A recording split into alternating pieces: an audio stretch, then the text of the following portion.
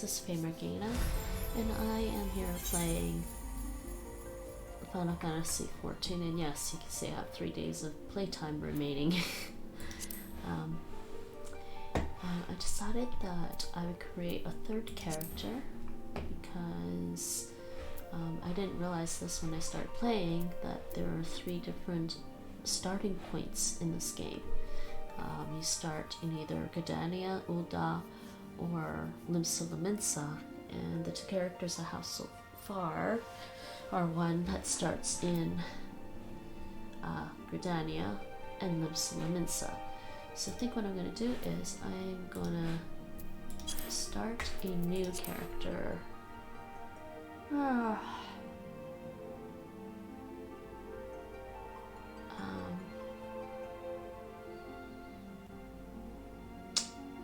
start a new character.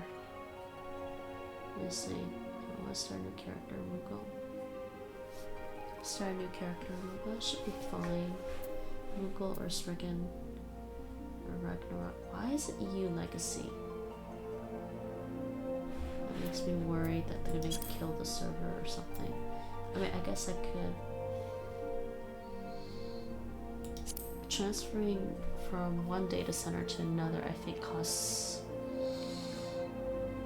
like, the world visit is, I can't remember if the world visit is across data centers. Just thinking if I ever want to play the character on another server. World visit system. You cannot use a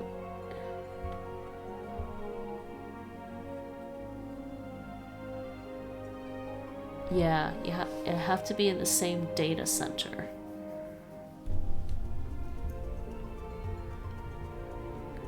If you want to visit another world server. Yeah, so for the sake of just simplifying things, I originally wanted this character to be in Moogle as well. So I'll try to make a new character in Moogle.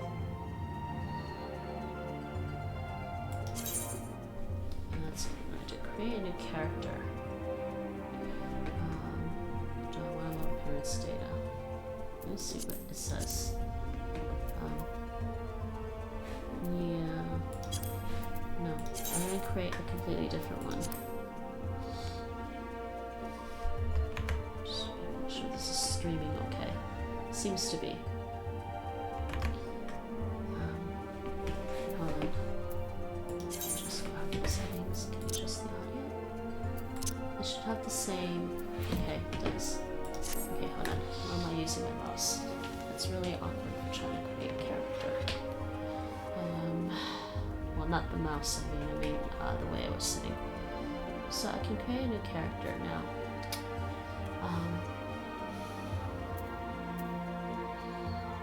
I'm gonna go over these. We'll talk about. We'll look at the different characters. Rotate camera. Rotate background. There we go. Zoom. Tilt. Why is that tilting the camera? Oh, sorry, actually this tilts. Turn. Oh, I just noticed that.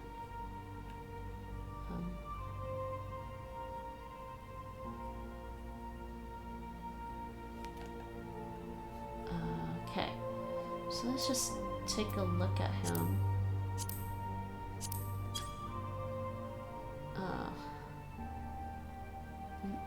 Oh, jeez. I can't do it this way. Hold on. How do I go back?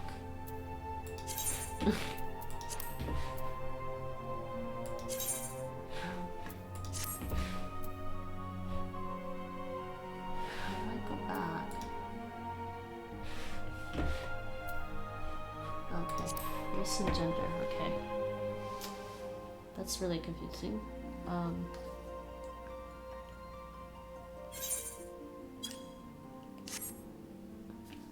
Not sure which buttons I should be pressing. Alright, pose.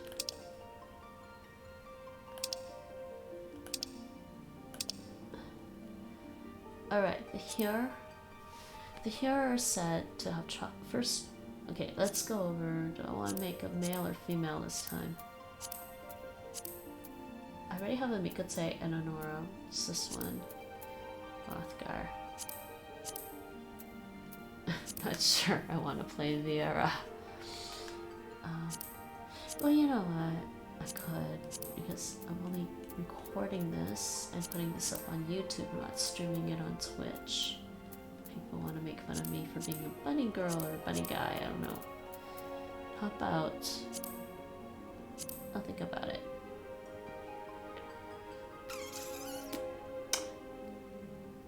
Let's read the descriptions first, and I'll think about which ones I want to be, male or female. Here, the Viera are said to have first traveled to Eorzea from her surrounding continents and islands. 3 great migratory waves later, they are now the most populous of all the civilized races. They exhibit a relatively modest physique, both in height and build, and are known for their peculiarly short, rounded ears. Heroes are well suited for traveling long distances by foot, a trait thought to account for their swift proliferation. Their disposal of an eclectic variety of languages and traditions is a legacy of their diverse heritage, as is the resulting lack of a unified cultural identity. Yeah, this is basically Final Fantasy XIV's version of humans, basically. Elezen. I feel like the Elezen are weird, like their heads are really thin, but their bodies are wide. Elezen. In former times, the Elezen were the sole inhabitants of Eorzea, claiming dominion over her. Traditionally a nomadic people, tall, slender Elezen believed the realm to be theirs by divine right. Unfortunately, this belief made the eventual appearance of the Viera in their multitudes akin to an invasion, and a long history of conflict ensued. Ultimately, the Elezen diverged into the 2 clans that exist today. The Wildwood Elezen took to the forest to protect their homeland, while the Dusk-White Elezen withdrew to caves and subterrane, opting instead to avoid all contact with any but their own. Oh yes, I forgot. If you select one, then you get to pick a background as well. Okay, Lalafell. A wee people sporting short, rotund bodies. The Lalafell appear no more than children to the eyes of most. Many of these nimble little folk hail from the islands of the South Seas, where they practice a simple agricultural lifestyle. It was not until the opening of maritime trade routes that the gradual migration of Lalafells to Eorzea began. Now one of the most well-established races in the realm, Lalafells can be found in great numbers in nearly every city. Though Lalafellan culture places great emphasis on blood relations, individuals are known for getting along amicably with members of all races.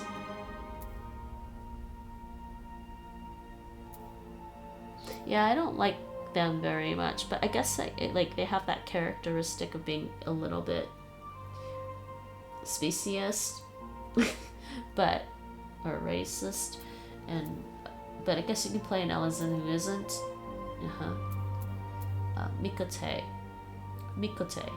The ancestors of the Mikote made their way to Eorzea during the Age of Endless Frost, traversing the frozen seas in pursuit of the wildlife upon which they subsisted. Adapting to a hunting lifestyle has fashioned them with a keen sense of smell, powerful legs, and a tail which provides them with exceptional balance. Mikote are known to be very territorial, and many individuals tend to lead solitary lifestyles, particularly males. Rugaden. Known for their brawny builds and piercing eyes, the Rugaden are the largest and most rugged of Eorzea's races. The majority of the realm's Rugaden belong to the Sea Wolf clan, a maritime people who earn their keep on or by the sea, be it as sailors, fishermen, or pirates. Comparatively fewer in number are the Hellsguard, who are known for their more earnest demeanors and can often be found working as bodyguards and smithies. Aura.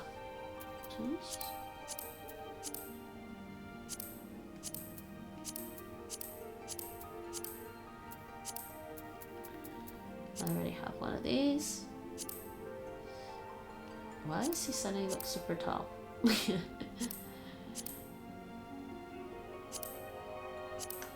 Aura. The curved horns and beautifully patterned scales that characterize the aura often give rise to speculation that members of this hare-like race native to the far eastern continent of Ul'dah are, in fact, the progeny of dragons. This, however, has long been disputed, with scholars citing several distinct differences in the two races as evidence of decidedly dissimilar roots. The first and foremost being the enhanced hearing and spatial recognition granted by an aura's cranial projections, traits not attributed to draconian horns, and the second being the gross disproportion in body mass between aura males and females, again a trait widely unseen in dragons. Oh, actually the males are a lot bigger than the females, that's why.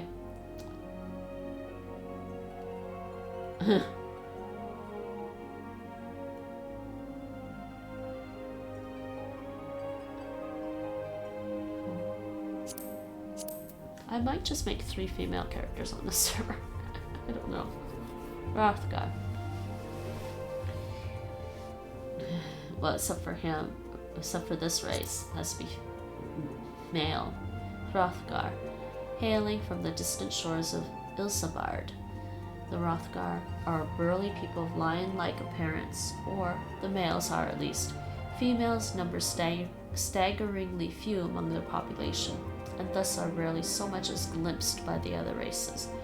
The Hrothgar's imposing countenance, mitigated not at all by their sharp claws and still sharper fangs, incited panic amongst Eorzeans upon their arrival, as they were also unable to communicate. Initial interactions with the common folk often escalated into conflict. It was not until the Hrothgar gained mastery of the common tongue that fears were allayed, and in time they would be as neighbors, welcome in all corners of the realm. Viera. Of tall stature and slender frame, the Viera's physical appearance is strikingly similar to that of the Hare and Ellison, save for their distinctively long ears.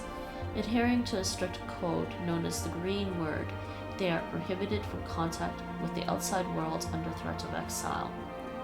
Their society is purely matriarchal, and males of age are seldom, if ever, found within the bounds of any village. They instead serve as protectors of the wood from the shadows, that no evil may ever encroach on their sacred lands.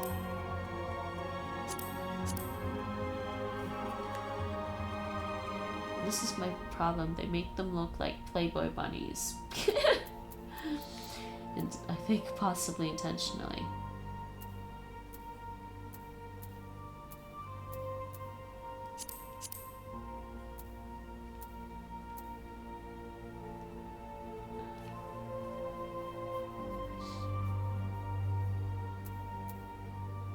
I'm torn. Let's see what their different clans are or whatever. Uh-huh. So we've got Midlander for the Hare. The Midlander clan comprises over half of the total population of Eorzea's Hares. They have established themselves throughout every city in the realm and lead lives as diverse as their heritage. Trained in letters from infancy, the Midlanders are generally more educated than many of the other races and clans. Despite the fact that males tend to be slightly taller than females, there are no significant differences between the genders. So let's see their starting attributes.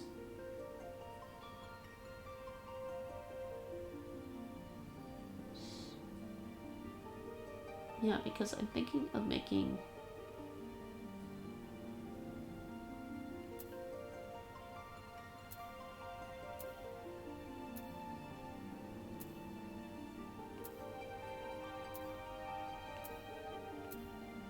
yeah, the Midlander has a better intelligence. No, it's Highlander. The Highlanders were the first of the Hare to reach Eorzea. Their name derives from their long tradition of building strongholds in the mountains. Compared to their Midland brethren, the Highlanders are noticeably larger in build. Of late, Highlanders have become an increasingly rare sight in Eorzea, their number represented almost exclusively by those who fled Alamigo after its fall, and now work in the desert city-state of Ul'dah as merchants and sellswords. Okay, let's go back. Let's check out the Ellison. Wait. Oh, wait. If they don't have anything else? Clan. Oh, okay. Wildwood. For hundreds of years, the Wildwood Ellison have lived in the relative safety of Eorzea's lush forests. With the formation of Eorzea's governments, however, many Wildwood ventured forth from the forest, drawn to the exhilarating cosmopolitanism of nearby Gridania. There is minimal dimorphism between the two genders, though males are generally considered to be milder and more chivalrous in demeanor. Among their dusk-white brethren, Wildwood Ellison are referred to as Greens for their love of the forest.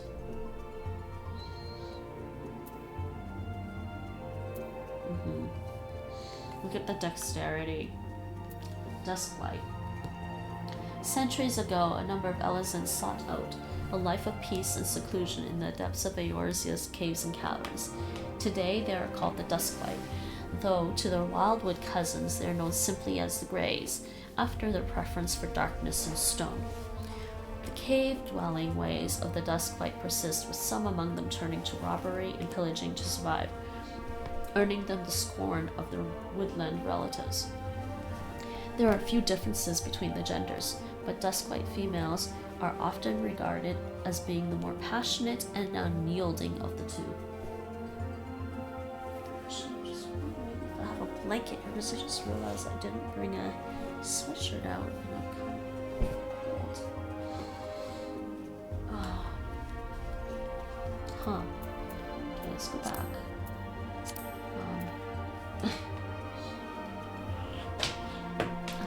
I'm sorry about this. I have to just briefly interrupt this and go get a sweatshirt.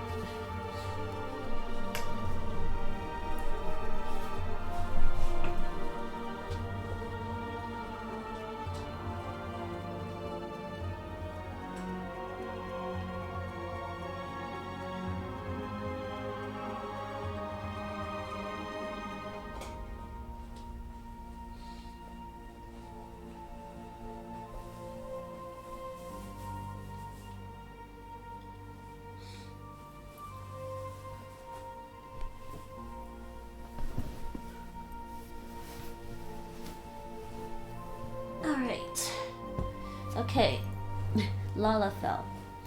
A wee people sporting short. Oh, I already read that. Let's see their. Oops. No, I was thinking. Okay, clan. Plainsfolk. From the flat landscapes of the Plainsfolk's home islands are where this Lalafellan clan takes its name. Their distinct hair coloration, a myriad of earthy and grassy tones, helps them blend in well with their environment, acting as an effective camouflage against would-be attackers. It was the similarity of Lanasia's grassy fields to those in their homeland, which drew the first settlers to the island of Vilbrand and what is now Limsa Lominsa. They are clever and opportunistic people, and crafty with their words. The generally accepted view of Plainsfolk is that they are a vibrant lot with a penchant for excessive conversation. Excessive conversation, huh?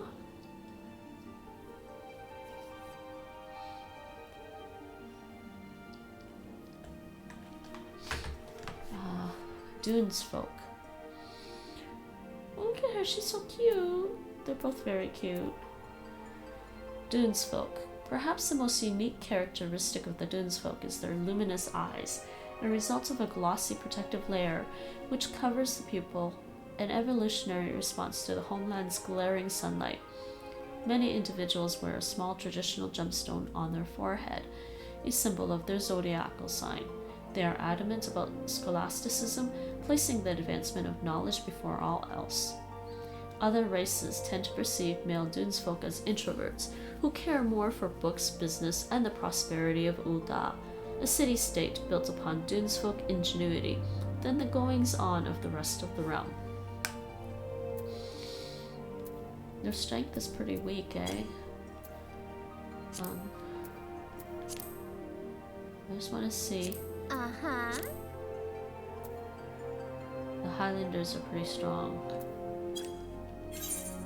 No. Cancel. Go back here. Okay, the Mikote. I already made a Mikote, but let's just review the clans. Seekers of the Sun. The self-proclaimed Seekers of the Sun are the diurnal clan of the Mikote race. Their preference for the warm light of day pervades all aspects of their culture, as is apparent in their devout reverence for Azema, the Warden, Keeper of the Sun and Goddess of Inquiry. They are perhaps known best for their striking eyes, the result of their vertically aligned pupils and faintly colored irises. It is also not uncommon for their eyes to be disparately colored from birth, a trait considered auspicious amongst their kind. Seeker tribes can be found throughout Eorzea, with large concentrations appearing near Limsa and the Sogoli Desert. Okay, they're pretty strong too. I did make a Mikote archer, and I think I did Keepers of the Moon though.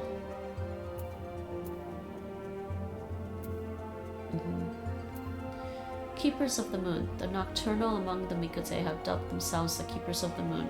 Shying from the garish light of day, they revel in the shroud of night, with most offering their piety to Menfina, the lover goddess of the moon. They are distinguishable from their diurnal cousins by their darker fur, larger ears, rounder eyes, more pronounced canines, and longer, skinnier tails. The ritual application of war paint to the face is still regularly practiced, as it is believed the vivid colors grant lunar powers. After a great many summers of conflict with the people of Redania, the Keepers have finally made amends with the people of the Sylvan City-State, and some even choosing to make their homes there. So there's a Mikote. So the Regadan, let's see. Clans, sea wolves. Long ago, no vessel or coastal village was safe from the fury of the sea wolves and their maritime brand of brutality. The mere mention of the clan was enough to strike fear into the hearts of any who drew their livelihood from the sea. The sea wolves originally hail from the islands of the far North Seas, where they still subsist as fishermen and women. It was not until the large-scale deployment of Limsa armada that the sea wolves' appetite for piracy diminished. Now it is not uncommon to see them employed as sailors or naval mercenaries on all manner of vessels. However, they have never forgotten the ways of their homeland and still use the ancient Regadan language in their names. Hellsguard. The Hellsguard are a Regadan clan with body and mind, tempered by the unforgiving heat of the volcanic regions they inhabit. Believing these mountains of flame to be gates to the underworld, their line has for centuries stood vigil to prevent the passage of souls back to the realm of the living. As the harsh environs of their homelands produce little sustenance, the second and third born are often sent forth from their mountain villages, with many and more making their way to the great cities. It is there that their sheer girth and steely demeanors place them in high demand as soldiers and sellswords, allowing the young of even the largest families to surpass their elder siblings in prosperity.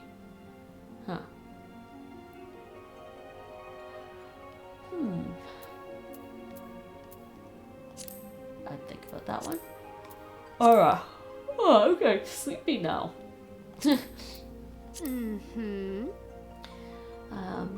Rain.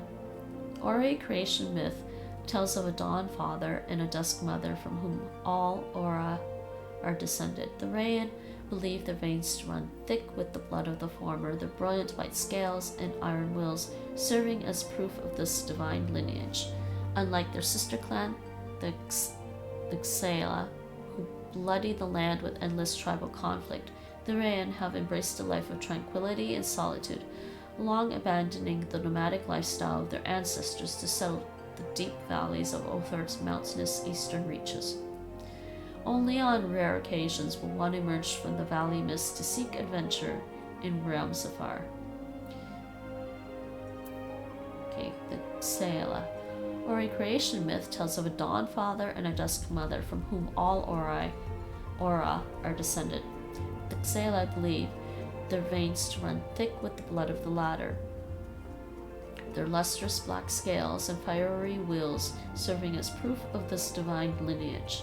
Unlike their sister clan, the Ran, who lead solitary lives hidden behind the savage peaks of Othor's eastern reaches, Xela are free spirits who roam the vast western steppe in close-knit tribes, hunting, gathering, and warring as their ancestors have for countless generations. Okay. Hrothgar. Clan. Helians. Helians have traditionally been content to reside in southern Ilsabard with their respective tribes, devout servants to their queens, one and all, and thus have they only but recently begun to make their presence felt throughout the remainder of the three continents. Though these Hrothgar initially had no word to describe themselves, scholars came to call them Hellions, after observing how their lives all but revolved about their queen's needs as planets circle the sun. The Lost. Unlike their Hellion brethren, the Lost are unbound by the whims of any reigning monarch, having long since found themselves bereft of the warm radiance of their queen. Most find that a nomadic lifestyle best suits their situation and are known to ply a variety of trades that align with their propensity to travel, seasonal laborer, mercenary, and peddler among them. Next one. Viera. I could make one of them. Viera. Huh. Oh, did I pick a male one? Rava clan. Viera of the Rava clan live primarily in the Gomorrah jungle, their umber skin allowing them to readily blend in with their surroundings. Though the males stand as wards of the forest, the females are adept hunters in their own right, fiercely guarding their homes and their young. Despite attempts by the Dalmaskins to subjugate them, they have ever maintained a self-governing dominion. Though most would adhere to the traditions of the wood, some few have chosen to venture out into the world. Vina. Oh boy, I'm getting sleepy. With skin as fair as the snow-capped mountains towering above, the Vina clan make their homes in the forests lining the southwestern foothills of the Skatai range. Like the members of their sister clan, the Vina live as hunters and gatherers, laboring not only to protect the woods but to nurture them. As the winds of war swept up a number of those who left their mountain homes, many such hardened hunters chose to set out for the distant shores of Eorzea. There's so many interesting ones that just have... Oh, excuse me, I'm actually tired.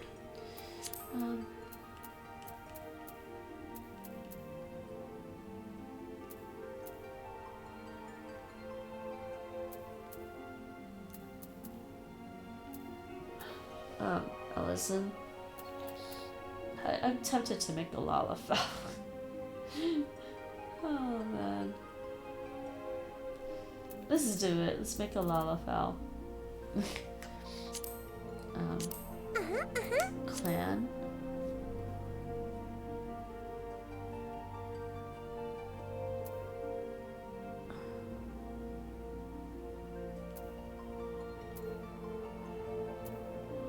They have their strength is pretty weak, but I mean, I just think it'd be funny, but their starting stats for strength is pretty weak.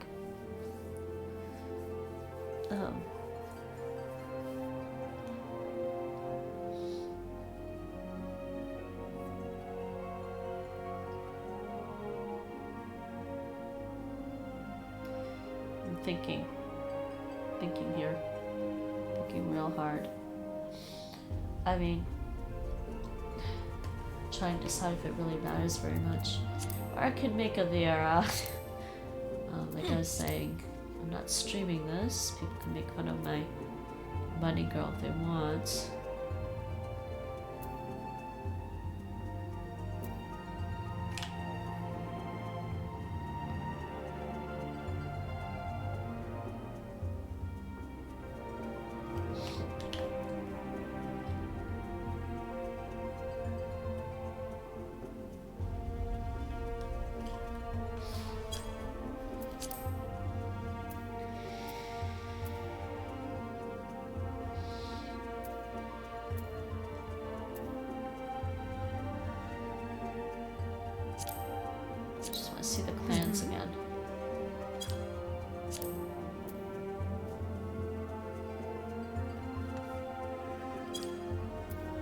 I can't decide. How sad is that? I could. This one almost reminds me of Tifo, except with shorter hair.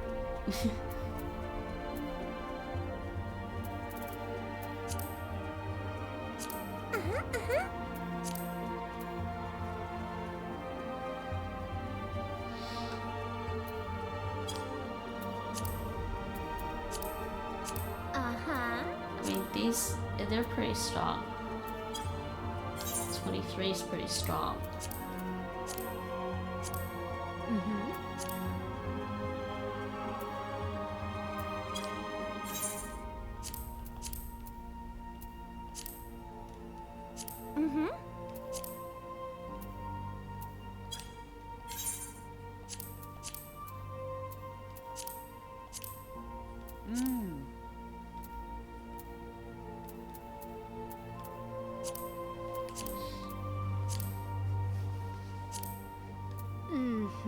Not really gonna make one of them.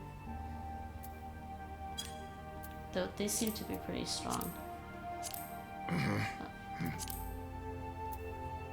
You're definitely strong.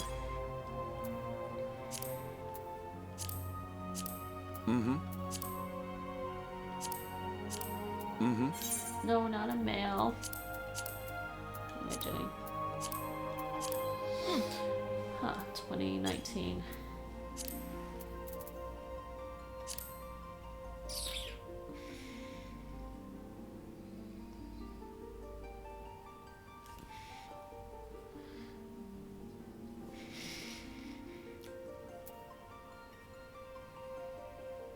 Yeah, okay, let's do this.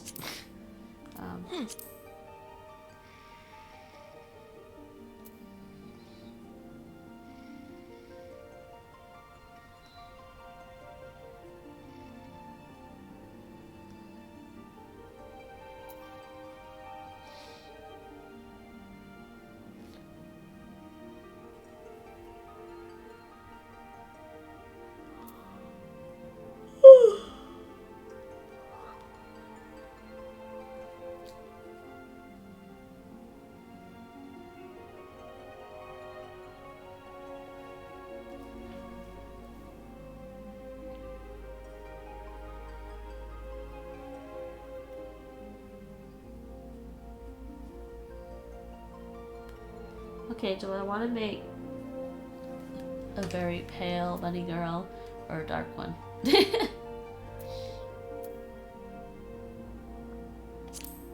Let's do this one. Alright, height. Oh, she's average height. Alright. She barely has any clothes on, man.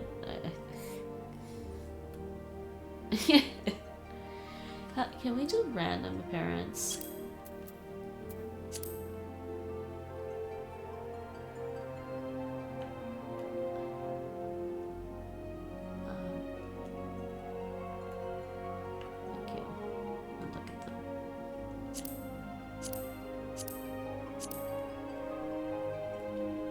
Presets are kind of funny.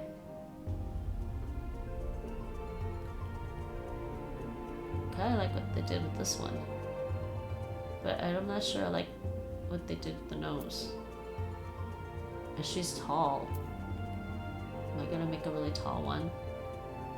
See, I'm not a tall person. It'd be funny to make a tall one. Let me see. Do I want to make her very tall?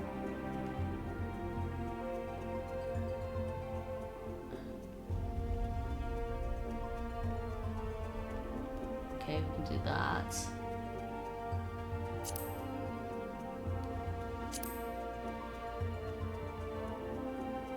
Okay, bust size.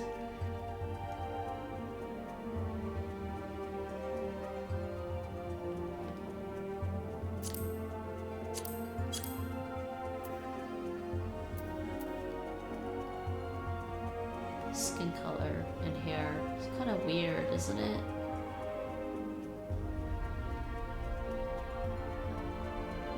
Sometimes I'm okay with the randomization. Hairstyle though. I like this hairstyle actually.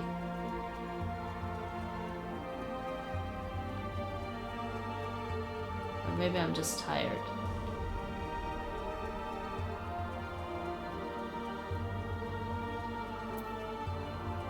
Hair color. I kind of like the hair color too. Face though. Oh, let's zoom in on the face. And I can't see the face very well. Something looks weird.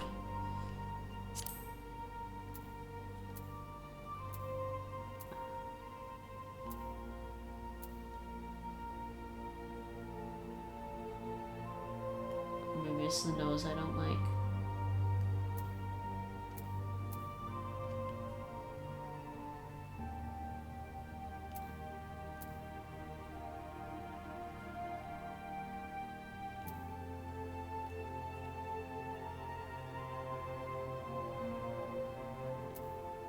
I don't like the chin on this one.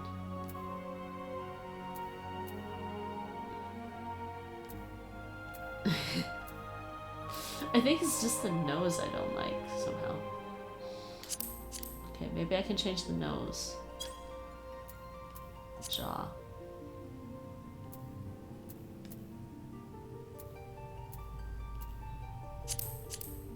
Eye shape.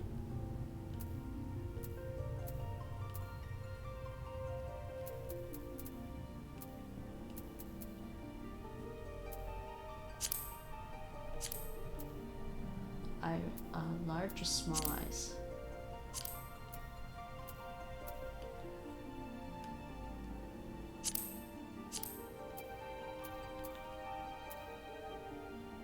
Oh, that's iris.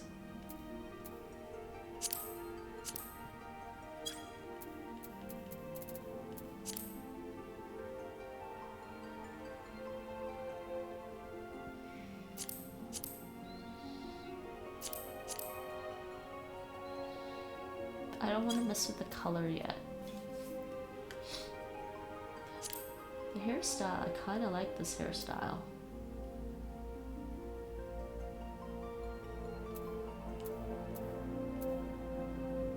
This one's similar. Oh, look at the coloring on this hairstyle. Why is it practically the same? Why did this...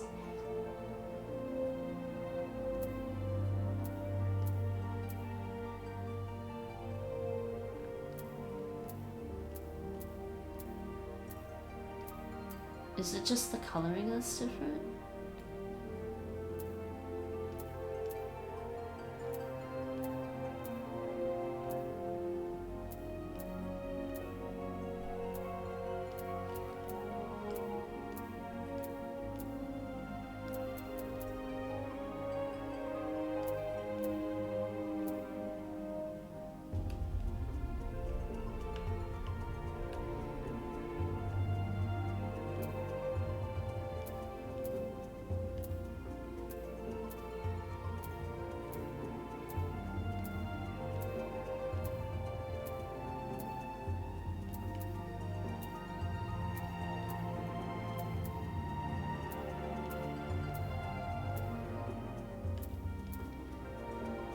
This one actually has a ponytail.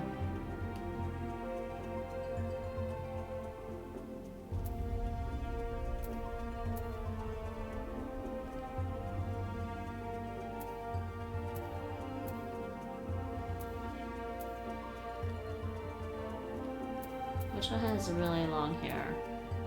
These two. Yes, it's the coloring that's different.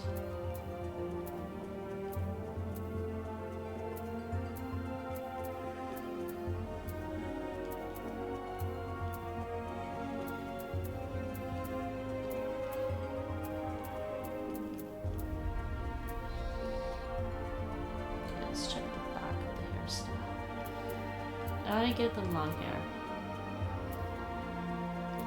Short hair. It's not terribly long.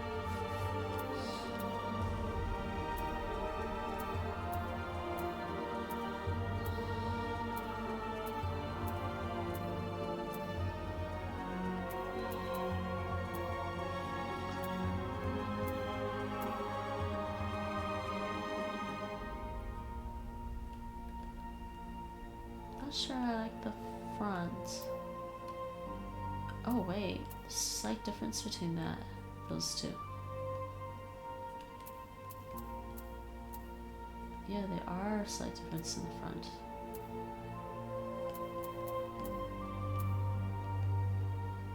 Maybe this one.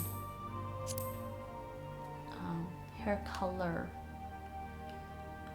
I think I might leave the coloring for now.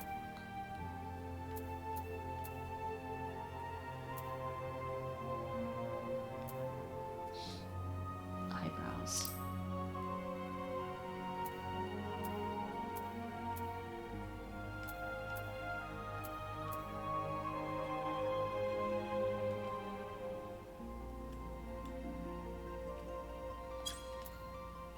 So the nose, I think I said I didn't like the nose very much.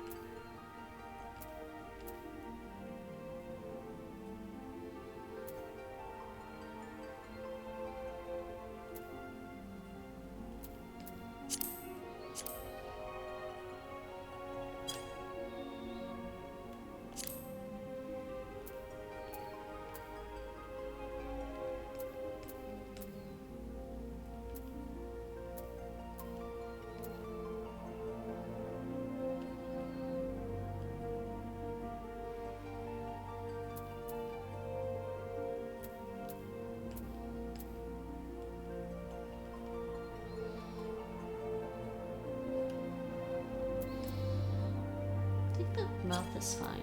Lip color. Ear shape.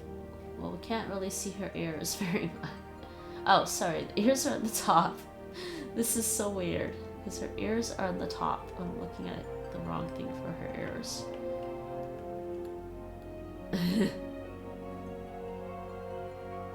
I just can't believe...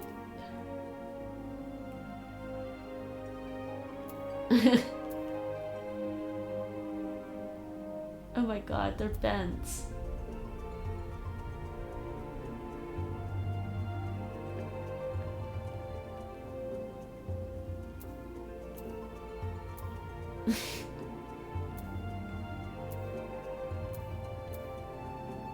Oh my god, they have, I think you can have bent ears, which is kind of funny.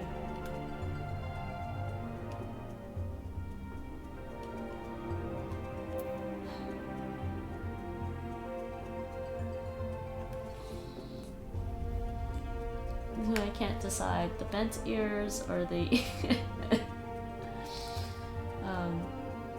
oh, you can do ear length as well.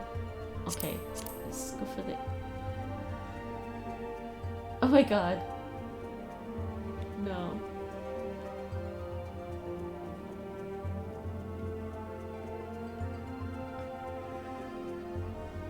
I'm trying to decide if I like the bent ears or not.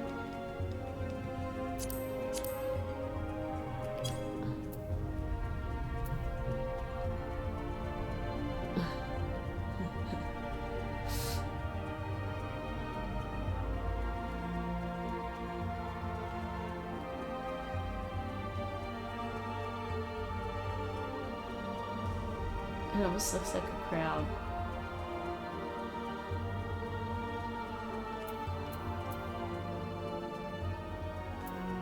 Facial features. Alright, back to the face here.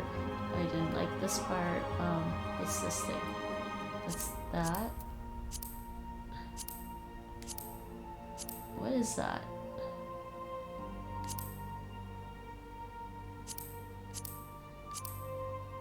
Oh my god, that totally changes the eyebrows.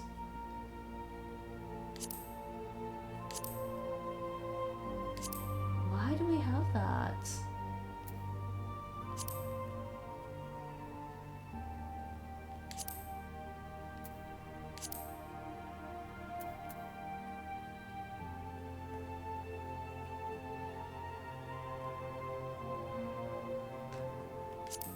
she's got a little beauty mark, that's fine. What's this?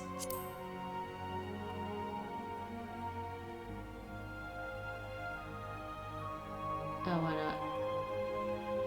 But what's this on the side of her nose?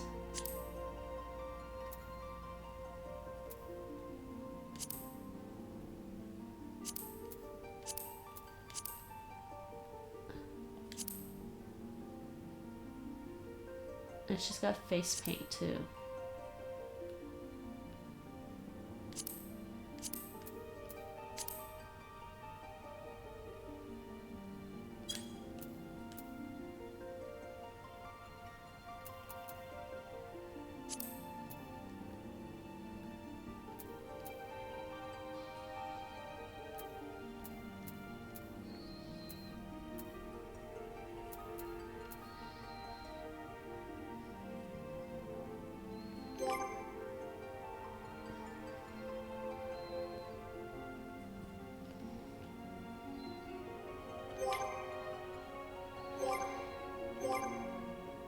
The lighting sometimes throws it off.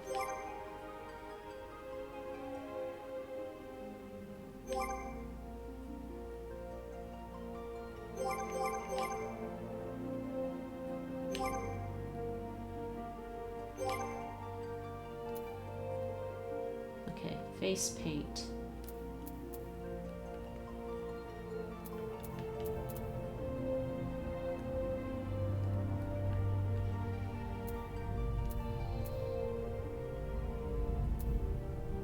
Kind of like that, somehow. Wait, are her eyes really that big?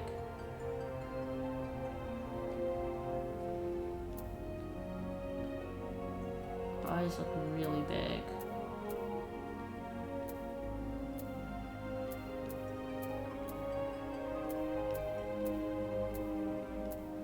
Okay, what's this?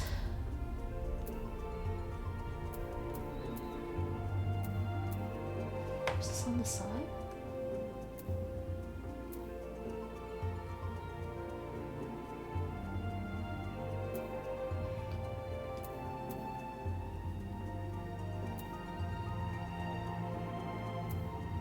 Yep. Maybe I prefer face paint and no tattoo?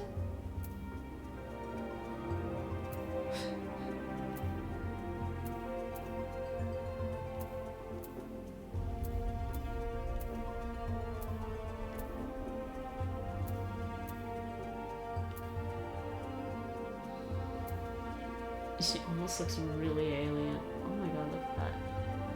But she almost looks really alien with those big, big eyes.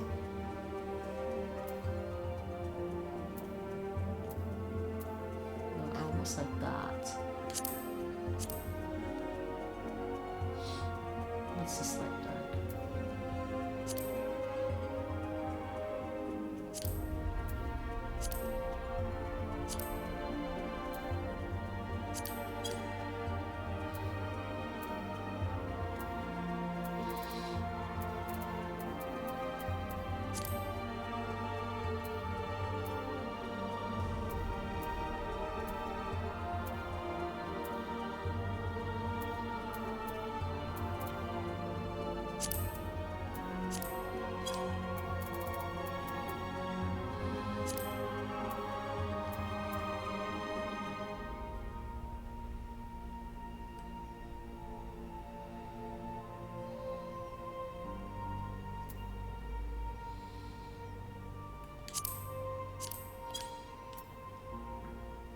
About the tattoos.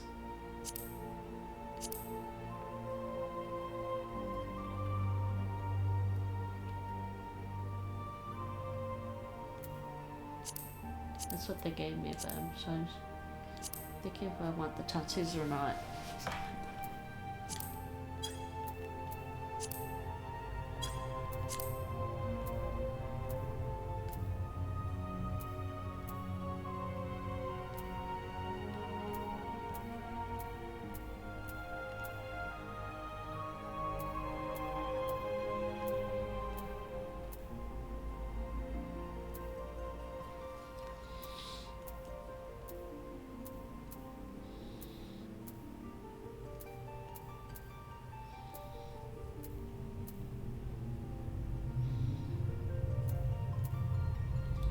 always prefer subtlety with like face makeup and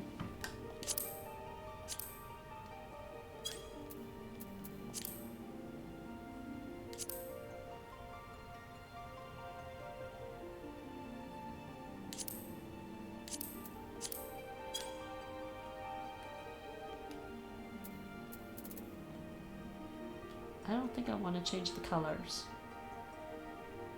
I think I rather like the colors somehow. Skin color. She's really dark.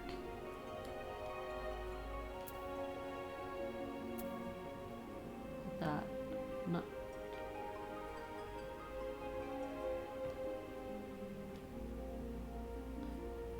I like to be able to see her features.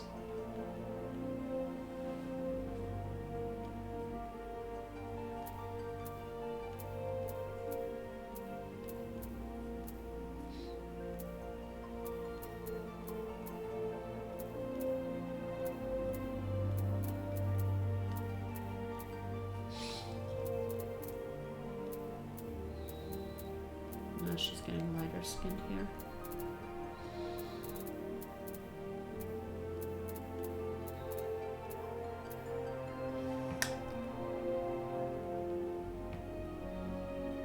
I think she might work better with the colors that she's got on her. Thinking it's hard to tell.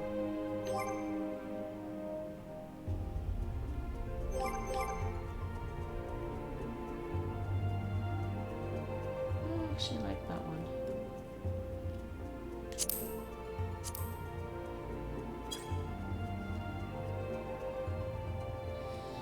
So we've got, what else? Skin color. There's hair color. Right.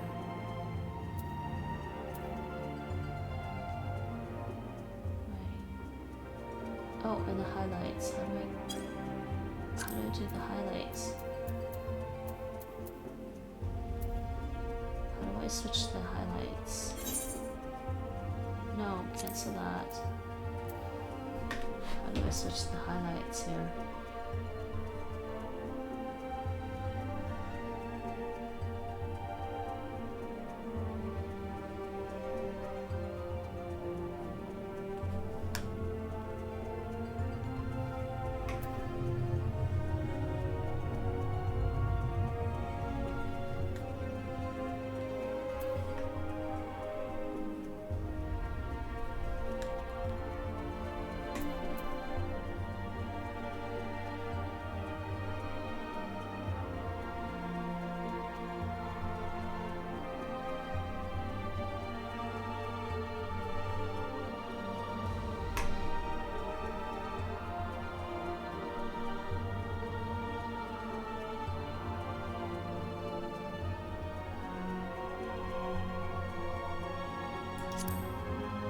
Like that one.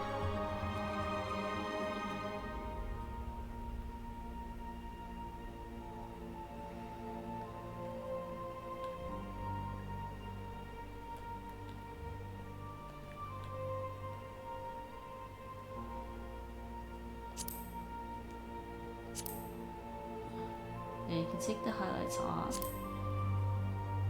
Yeah, I like the highlights.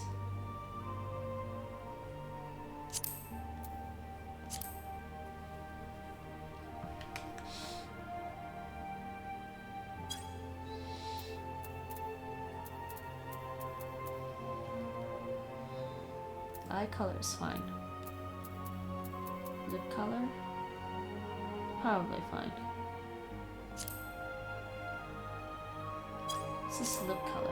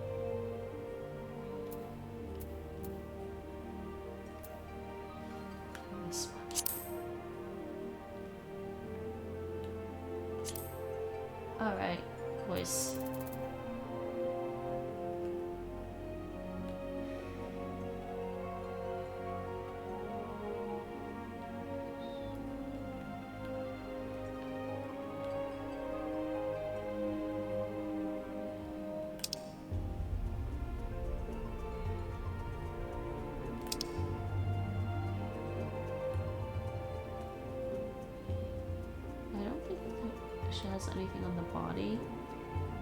Yeah. I really hope she gets more clothes later.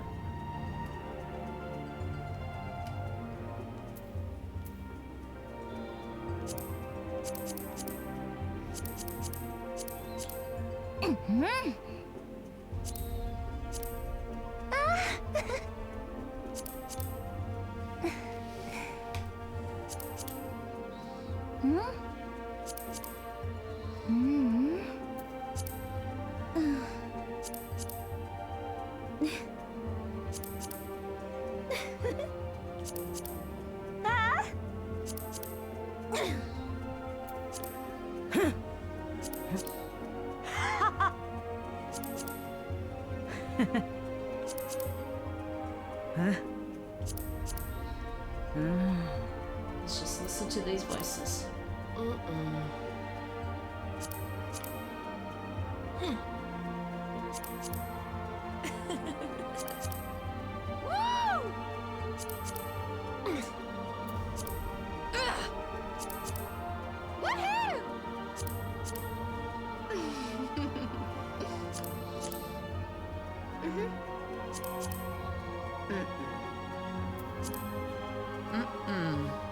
Five, maybe?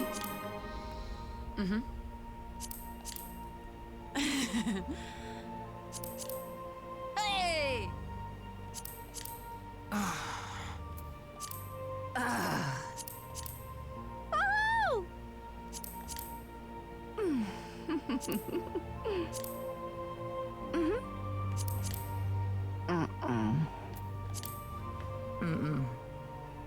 Maybe five.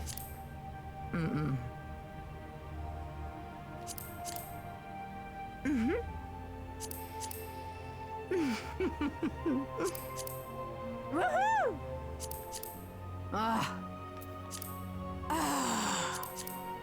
Woohoo!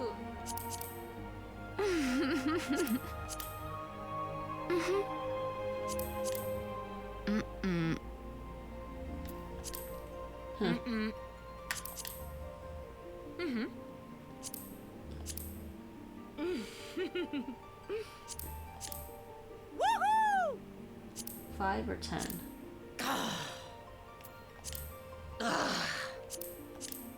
Woohoo!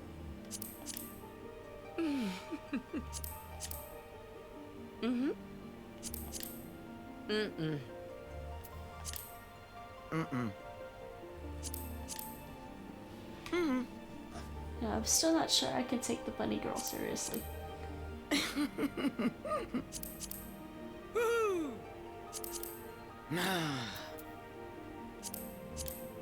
Woohoo!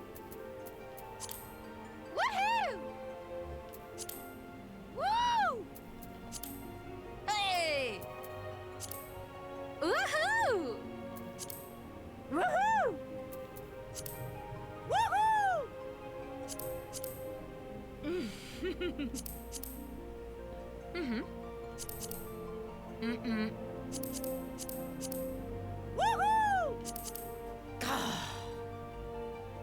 Okay, 10. But I'm picking a bunny girl. Can't believe I'm picking a bunny girl. But I like the hair. I don't know, do I like the ears? Do I really want to pull those ears off? No, too close.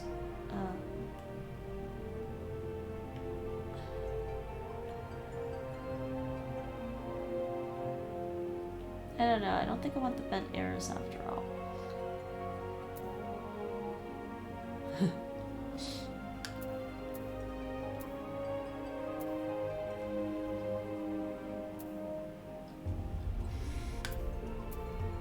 I think I want these, actually. And ear length.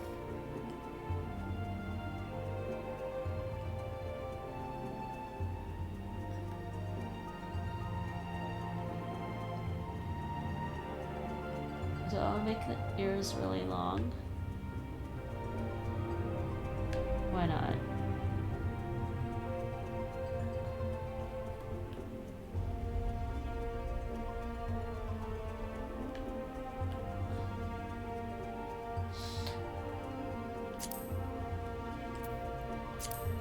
No.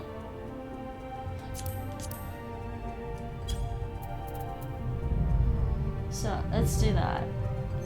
Let's check how she looks in this environment.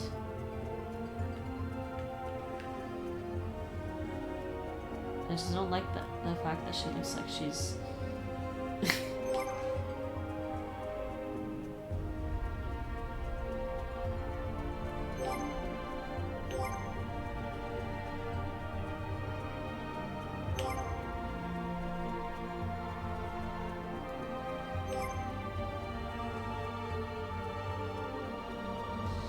Yeah, okay. We'll do that. She needs a name.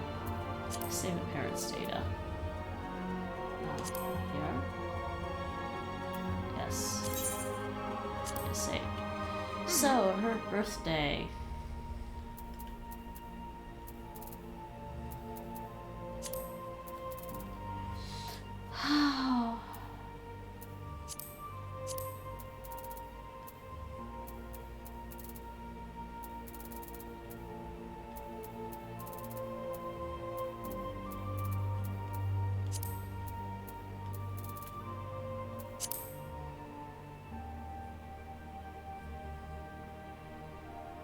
Yeah, why not? Alright. Now, patron deity. Halone. Or Halone. I don't know. Halone? Let's go with Halone. Halone, mover of glaciers and goddess of war, is the guardian deity of Ishgard. She commands the element of ice and is associated with the first moon of the Eorzean calendar. Halone is the daughter of Walgar and a bitter rival of Nofaka. She is most often depicted as a relentless warrioress armed with a bronze great shield. Her symbol is the three spears. Menfina is keeper of the moon and the goddess of love. She commands the element of ice and is associated with the second moon of the Eorzean calendar. Menfina is the sister of Azema and the divine lover Oskund. She is most often depicted as a maid carrying a round skillet. Her symbol is the full moon. Thaliak, ruler of rivers and wisdom, the god of knowledge, is the guardian deity of Sharlayan. He commands the element of water and is associated with the third moon of the Eorzean calendar. Thaliak is the father of Hlumlayan and the teacher of Baergot. He is most often depicted as a reserved scholar holding an ashen staff. His symbol is a scroll. Nemea. Nemea is the watcher of celestial bodies and goddess of fate. She commands the element of water and is associated with the fourth moon of the Eorzean calendar. Nemea is the younger sister of Althik and master of Ralgar. She is most often depicted as a weaver donning a white silken veil. Her symbol is the spinning wheel. Hlumlayan, watcher of the seas and goddess of navigation, is the guardian deity of Limsa Lominsa. She commands the element of wind and is associated with the fifth moon of the Eorzean calendar. Hlumlayan is the daughter of Thaliak and the elder sister of Nafaka. She is most often depicted as a strong fisherwoman wielding a long-bladed harpoon. Her symbol is the wave. Oskund is the ruler of mountains and god of travelers and vagrants. He commands the elements of wind and is associated with the sixth moon of the Eorzean calendar. Oskund is the brother of Nathal and the close companion of Halone. He is most often depicted as a carefree ranger, wielding a bow of yew. His symbol is the walking stick. Baergot is the purveyor of architecture and industry and god of the arts. He commands the element of lightning and is associated with the seventh moon of the Eorzean calendar. Baergot is the elder brother of Halone and pupil of Thaliak. He is most often depicted as an ardent smith with a two-headed hammer. His symbol is the hand. Ralgar, breaker of worlds, is the god of destruction and guardian deity of the now fallen nation of Alamigo. He commands the element of lightning and is associated with the eighth moon of the Eorzean calendar. Ralgar is the father of both Baergot and Halone and serves as attendant to Nemea. He is most often depicted as a magus carrying a staff of bronze. His symbol is the striking meteor. Azema is the keeper of the sun and goddess of inquiry. She commands the element of fire and is associated with the ninth moon of the Eorzean calendar. Azema is the daughter of Ul'dah and the elder sister of Menphina. She is most often depicted as a noble lady holding a golden fan. Her symbol is the radiant sun. Nathal, overseer of the underworld and god of commerce, is the guardian deity of Ul'dah. He commands the element of fire and is associated with the 10th moon of the Eorzean calendar. Nathal is the single manifestation of the deific twins Nald and Thal. He is most often depicted as a discerning merchant holding a balance. His symbol is the cowrie, an ancient shell currency. Nofika, tender of soils and harvests and goddess of abundance, is the guardian deity of Gridania. She commands the element of earth and is associated with the 11th moon of the Eorzean calendar. Nofika is the daughter of Azema and the youngest sister of Pneumatised. She is most often depicted as a jubilant farmer holding a scythe of steel. Her symbol is the spring leaf. Ul'dah is the surveyor of change and space and god of time. He commands the element of earth and is associated with the 12th moon of the Eorzean calendar. Ul'dah is the father of Azema and Menphina and elder brother to Pneumatised. He is most often depicted as an austere emperor, wielding a mithril great axe. His symbol is the hourglass. Oops. So who are we gonna pick? Patron deity? I don't know.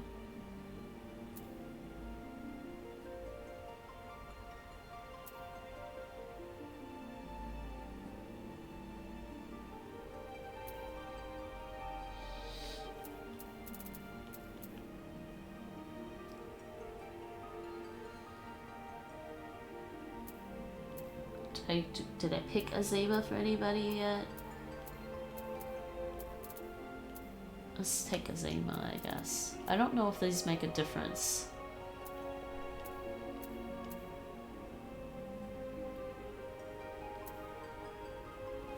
The TV looks dark for some reason. Oh my god, it was going dark on me.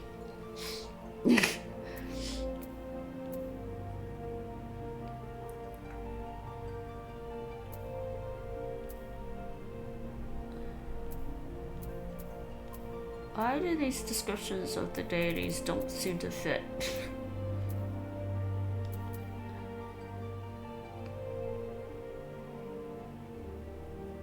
Okay, let's do Nemea.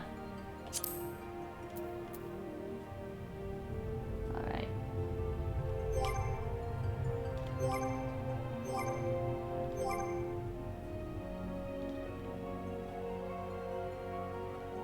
Yeah, let's do that. Alright, so I already decided that she was going to be a Pugilist.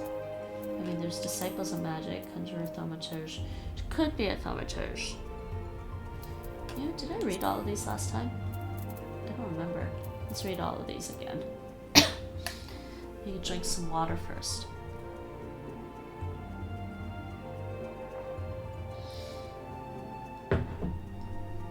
And it tells you where you start.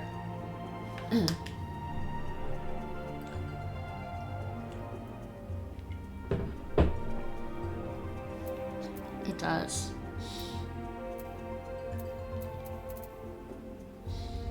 Gladiator. Gladiators specialize in the handling of all manner of one-handed blades, from daggers to longswords, be they single or double-edged, straight or curved. A defining characteristic of the art is its emphasis on diverse combat tactics, training its members to bring their martial skills to bear in any situation. As such, there are practitioners who marry sword with shield, seeking to defend their fellow companions. Others opt for an empty offhand, choosing instead to focus entirely on their sword arm.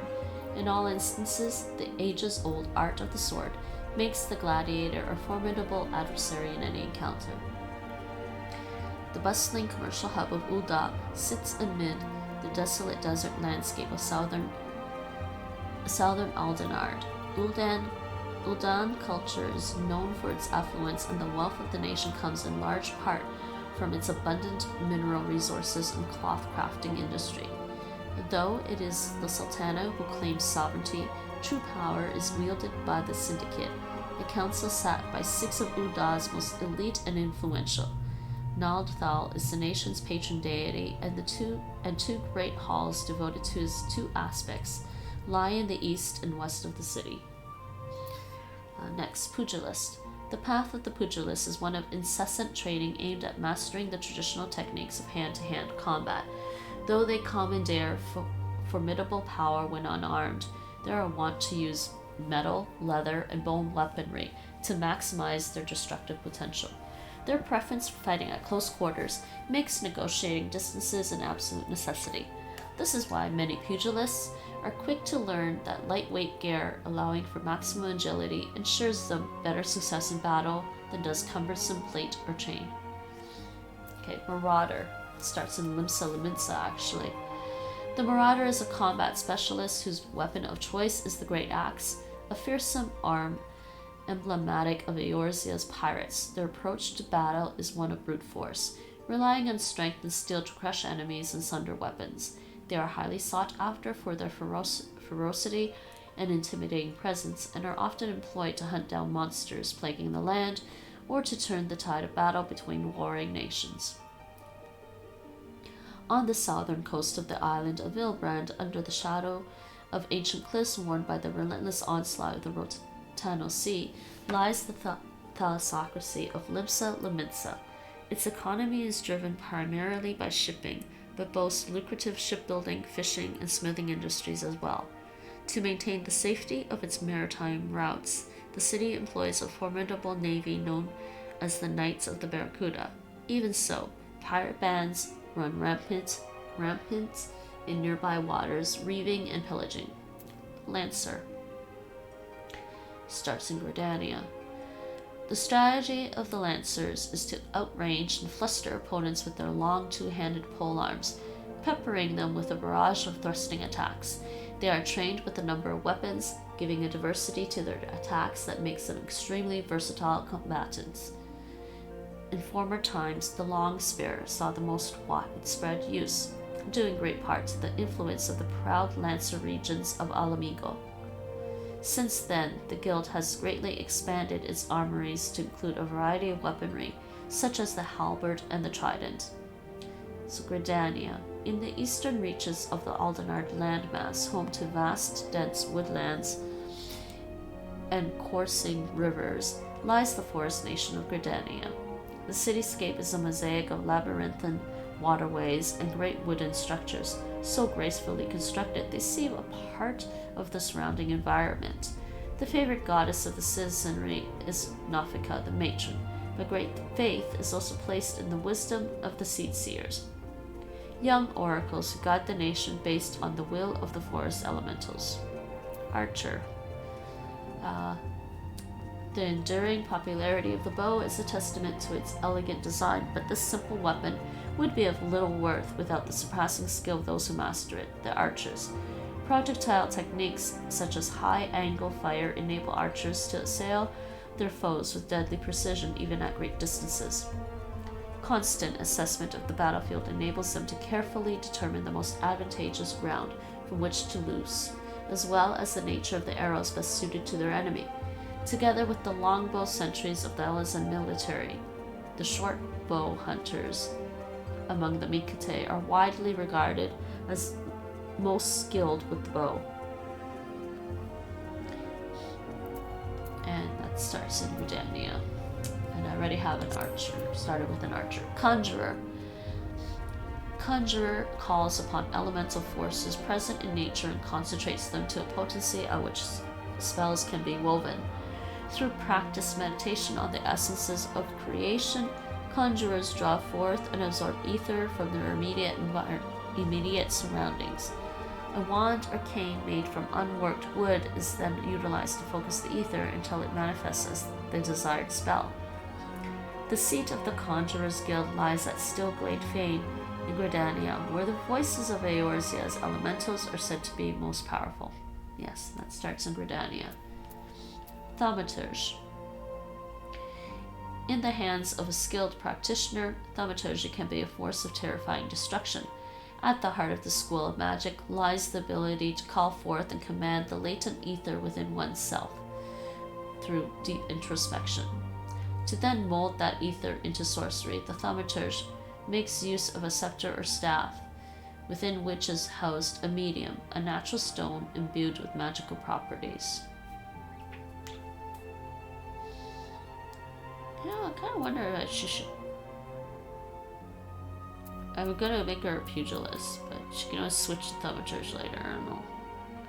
Arcanist. Adepts of the art of arcanum derive their might from symbols of power, both born of geometric techniques hailing from across the southern seas. Held within occult grimoires, these symbols lend shape to the arcanist's ether, thereby allowing him to produce myriad power spells, using the self-same symbols to unlock the latent power contained within gemstones. Arcanists are also able to summon forth the familiar known as carbuncle to carry out their bidding.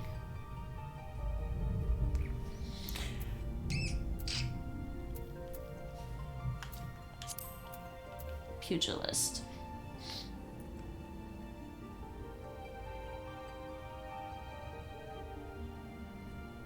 Yeah, I am going to continue with the pugilist here. I mostly want to do the story that takes place in Ul'dah, which I haven't seen yet, and it's slightly different. So we'll do pugilist. Not really gladiator. Could she be a gladiator? Yeah, let's do that. Alright, let's confirm that. I've selected Omega as my starting world. Can I be on Moogle, please? Oh my god.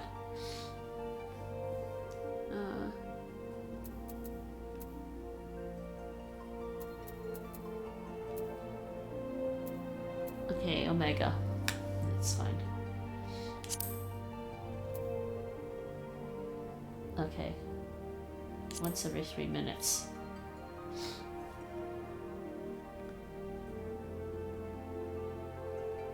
Yeah, I don't think so. Have to be on Omega. Alright, Omega.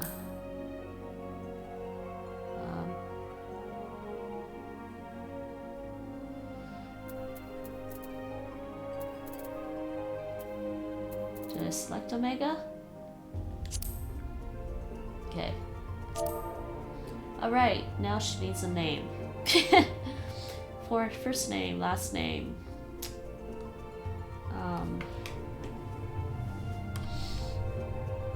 I have Eldrine and Lucinda. Viera, Rava, custom parent, 17th son, the first Umbral Moon, Maya, the spinner, pugilist, Omega.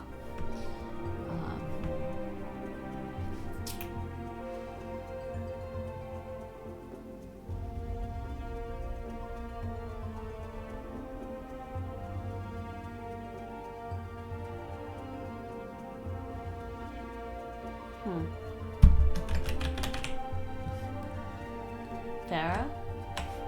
Yeah. That's not a very common name.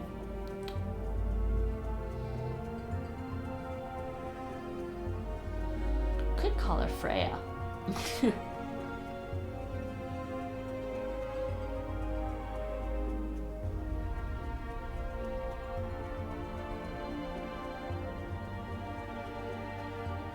Thinking here. Genevieve. I like the name Genevieve. Doesn't sound very fantastical, does it? But then you don't really need to have a very fantasy name.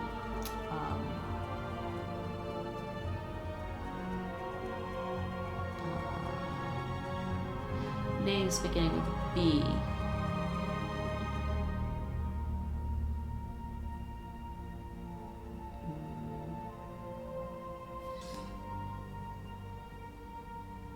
I already have Lucinda, I have Eldrine, and I need to think of a last name too.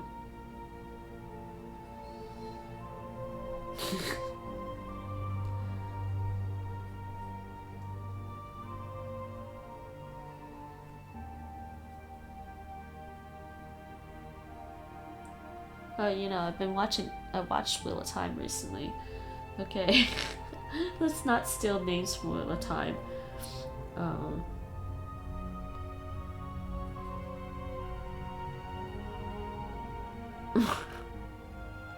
I'm trying not to steal names from Wheel of Time. Tigray. She looked like a Tigray? Maybe, I don't know. I'm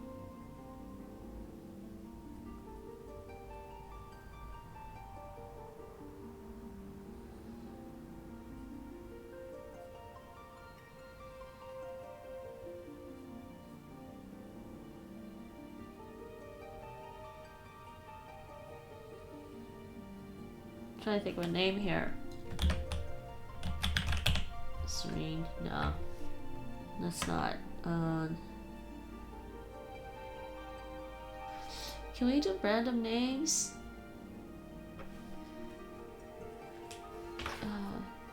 How do can I do random names at all? Let's just return, no. Maybe, oh yeah, there we go.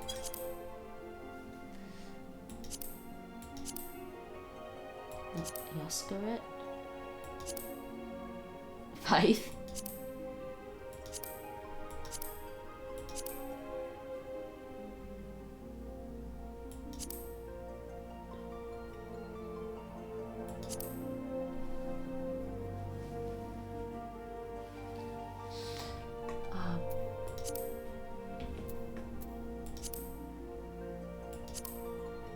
Nay, Kestra, Valentine,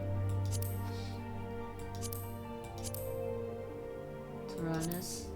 I'm looking at both names, surname and the last name. Sorry, forename.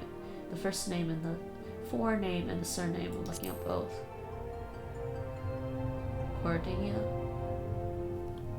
Cordia.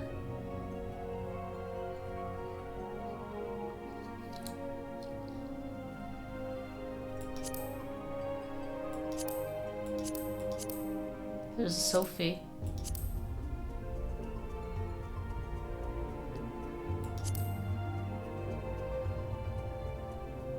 Ukina.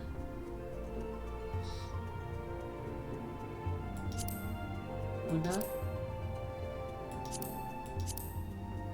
Alouette. Alouette. Huh, she seemed like an alouette. I don't know. Fidona. Could call her Fiona. Let's call her Fiona. I don't know, let me think.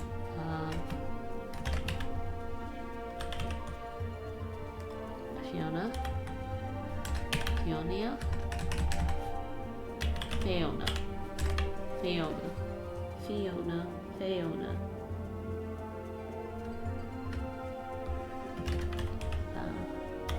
Alina. Alina.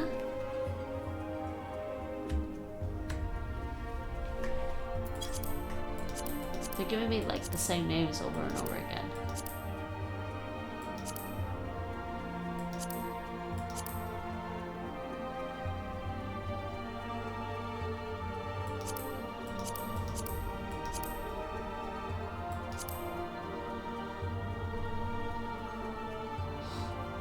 They're giving me the same names over and over again, seriously.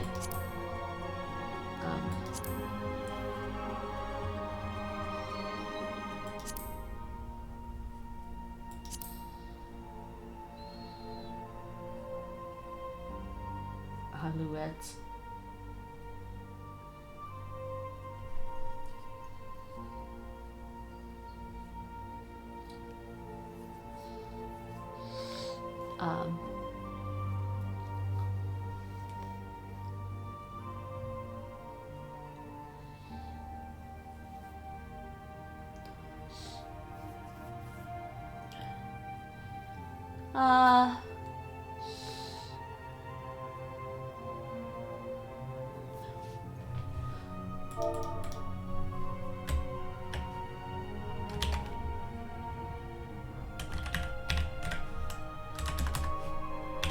Audrina.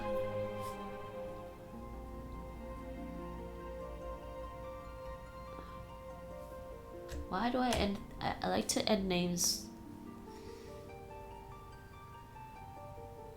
No, not that one. Yes. Sonia.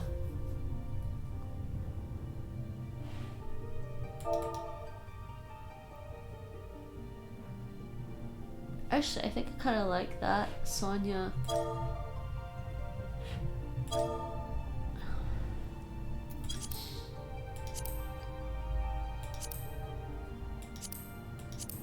Why are they giving me hyphenated surnames?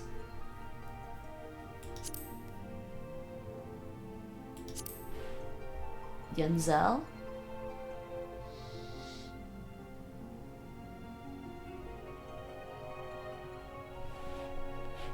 Yenzel?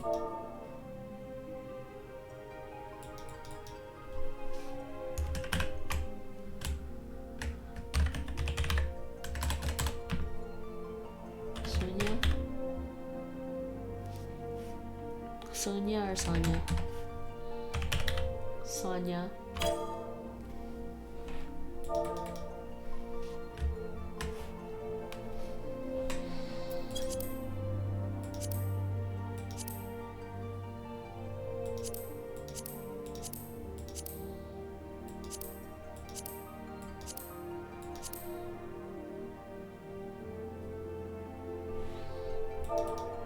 I'm gonna try this then. Let's do this. Sonia. Akina. Sonia Akina. Let's try that one.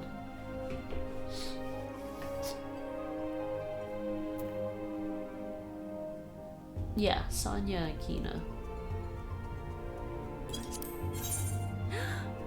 Here you go. Alright, Sonia, you're up.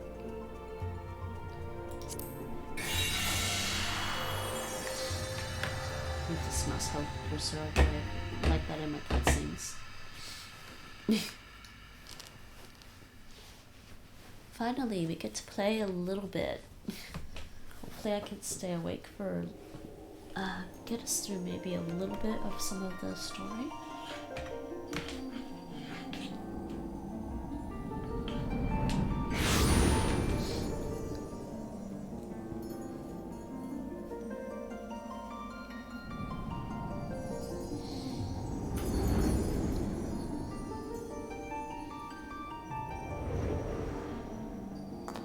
Here.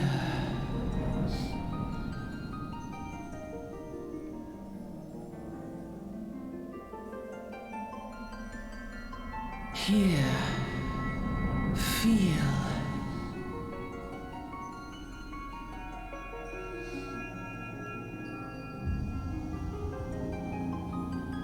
That's pretty bright.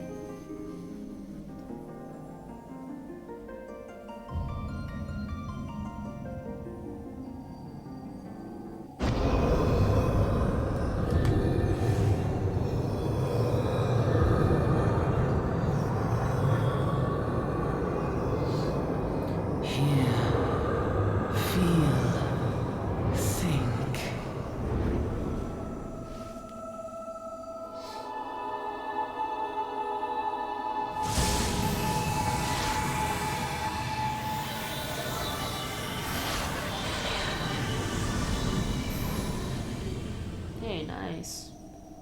There she is. Like a goddess.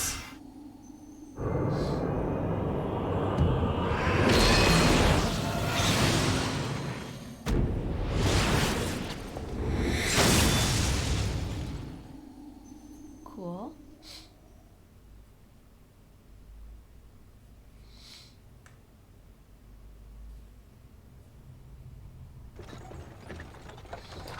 Hey, hey you.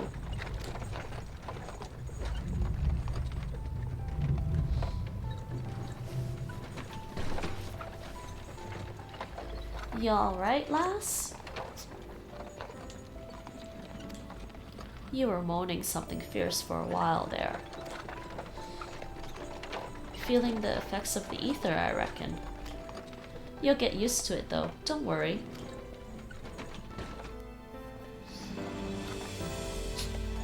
That's pretty.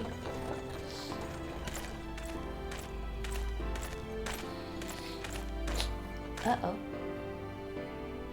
You there, halt.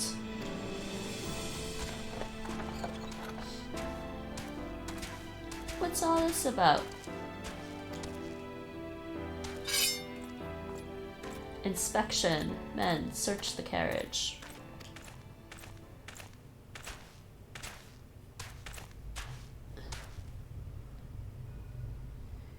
I'm just an honest peddler, friend, so, don't be too disappointed if you don't find nothing, eh? Mind your tongue, old man, lest I cut it out.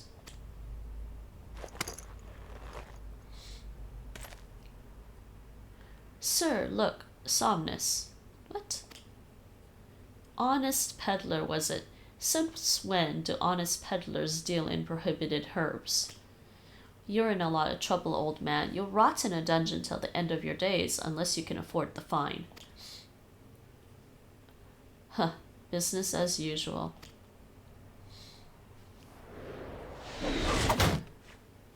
Ah! Ul'dah, to arms, to arms.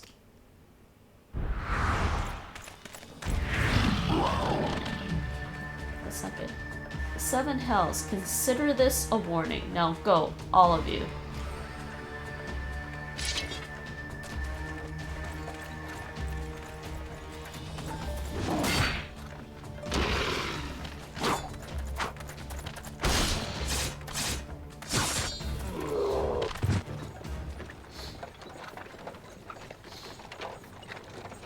Phew, that kind of excitement ain't good for the heart. You be careful round the brass blades, lass. Bastards have the shirt off your back if they fancy it. Like common bandits they are, only less honest. Thank the gods for sending some beastmen to the rescue, eh? Hey, seeing as we still got a long ride ahead, you mind keeping me company till we arrive?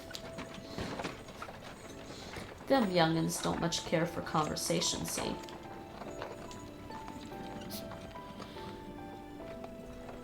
Brent's the name, and peddling's me trade. And judging by your unusual garments, I'll wager you're one of them new adventurers. I knew it. Going wherever the wind blows, seeking fortune and glory, now that's what I call living. So long as you can avoid dying, I mean. Ain't no secret that adventuring's a risky business, these days especially. What was it that first attracted you to it?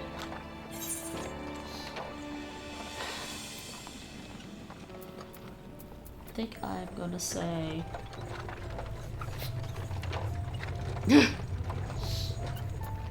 She's not gonna say anything.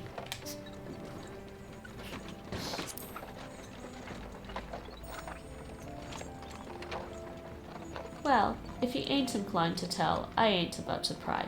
Might be as old Brent's a chatterbox, but he sure as hells ain't no busybody.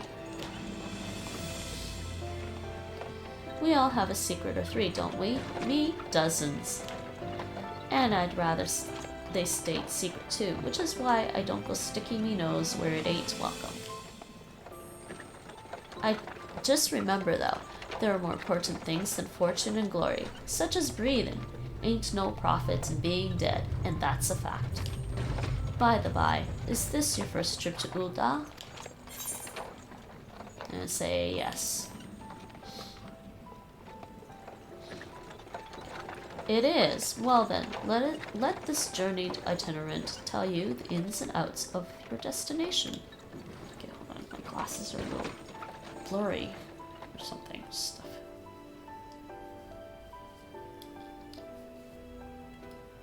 Alright. Ul'dah's ruled by the Sultana in name, but as most folk know, the Syndicate holds all the real power. Them and their monetarist cronies would happily get rid of her grace altogether, but that won't happen while she still commands the loyalty of the Royalists, and the Royalists are nothing if not loyal. These factions have long fought over power, throwing the weight of their wealth against each other, and they show no sign of stopping. Of course, the Lizardmen, that's the Ul'dah, couldn't care less about Ul'dah politics. They have their own interests, see, and they ain't afraid to use force to serve them.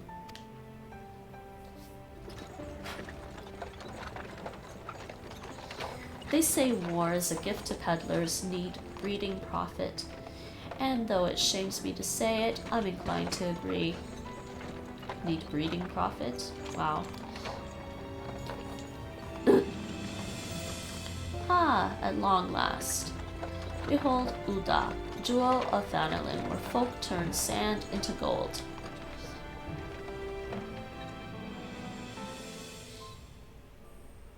Deep in the sun-baked south, surrounded by the shifting sands of an endless desert, she rises.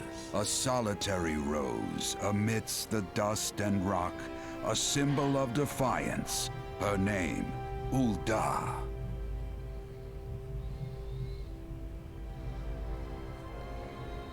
Even with the coming of the seventh umbral era, hope springs eternal for the mongers and merchants who vie for lost fortunes in this bustling oasis. As the twin faces of Nold Thal maintain their vigil over all that has been and shall be, the present proffers a brave soul.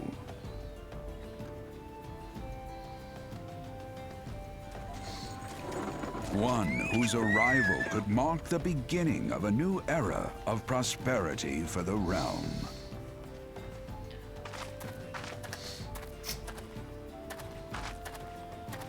Oh, she is tall. And here's where we part ways, lass. I'm off to the markets to deliver me wares. Then it's on to the high road for me. Here, I want you to have this by way of thanks for putting up with me prattle.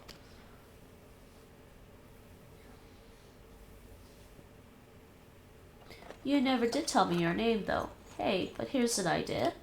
Become the sort of storied personage I can brag about having met, and I'll consider us square. So I see the two in the May carriage the traders nurture our fortunes as they kindle the flames which burn within us all. For by fire are we reborn.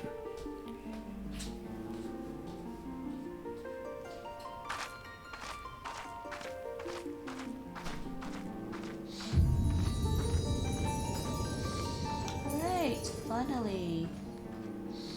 We're at the splash screen. These are kind of blurry.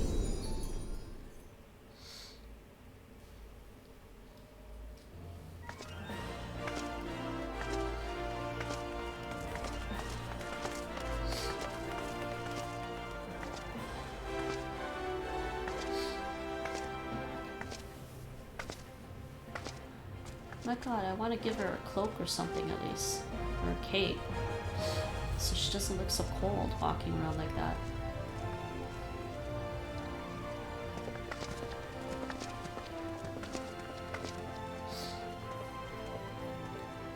Oi, adventurer, over here. I mean you. Fresh off the carriage by any chance, eh? How can I tell, huh?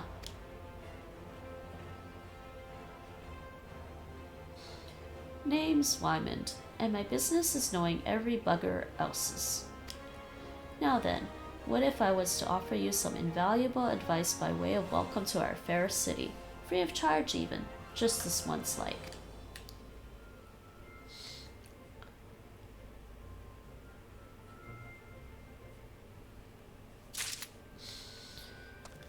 Welcome to Ul'dah, the shining beacon of prosperity rising from the deserts of Thanalan.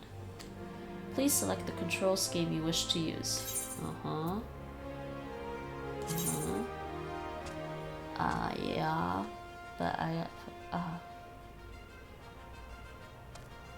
yeah, I gotta switch the camera. Oh, wait. Why is that so small? Oh, good lord.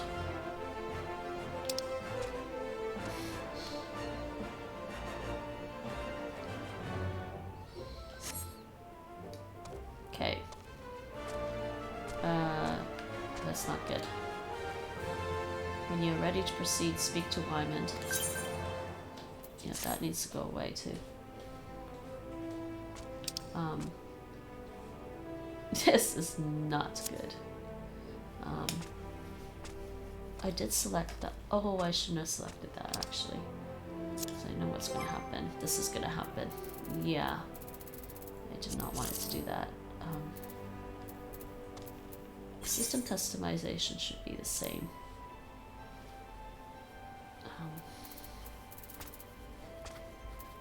Yeah.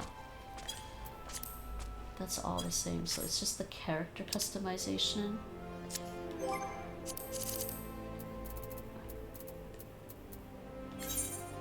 Alright, yeah, I want to do this, but what I want to do is we'll switch this. Right.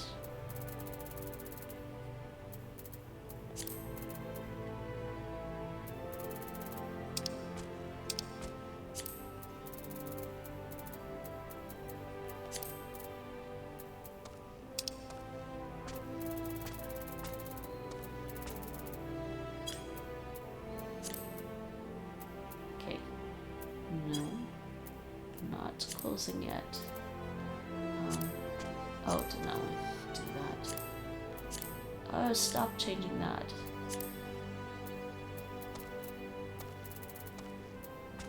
Okay. That needs to be changed.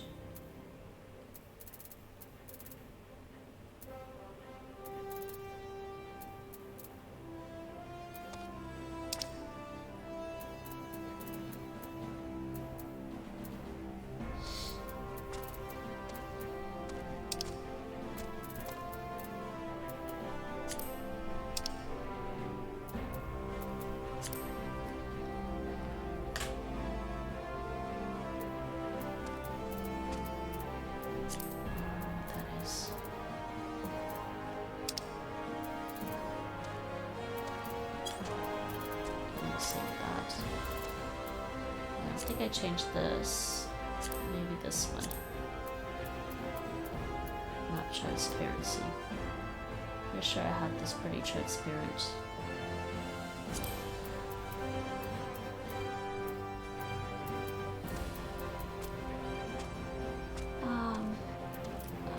Play guide, no. This one. No. And then the HUD. Clock time. Let me change this to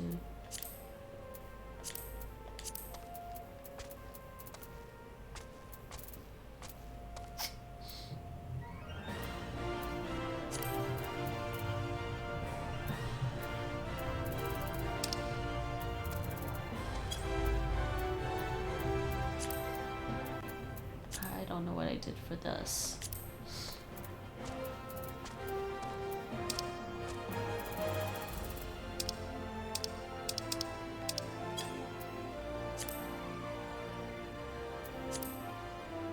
Okay, this thing. This is problematic. What?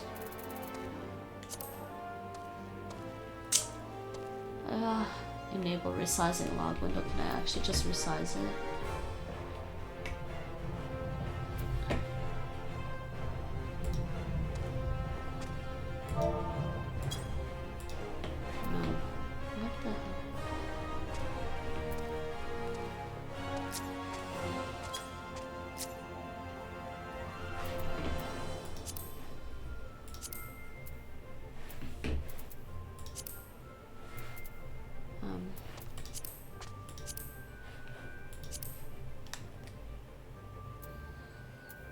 I tried. What is this? It's not working.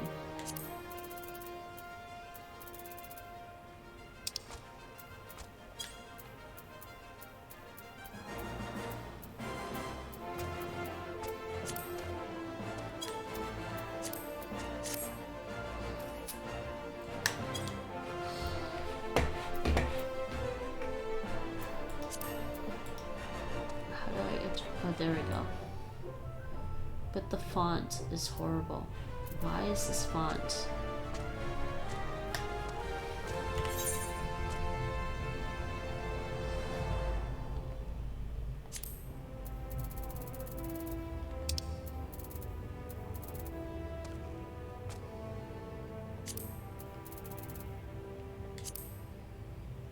So what happens when I... There we go. So everything has to be...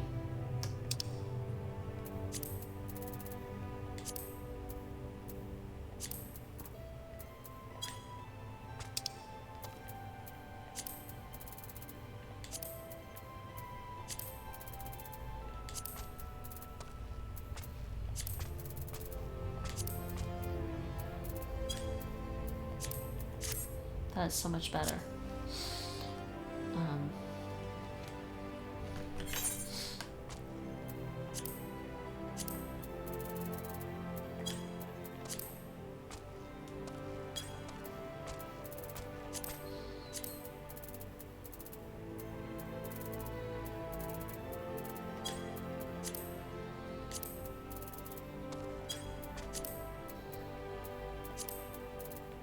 Okay, I think that's good so far. So, talk to him when I'm ready. Alright. This is my map. So we arrived from Central Thanalan. We're over there. There's Chocobo Keep. Well, okay, fine. Let's talk to him. Initiating quests, yeah.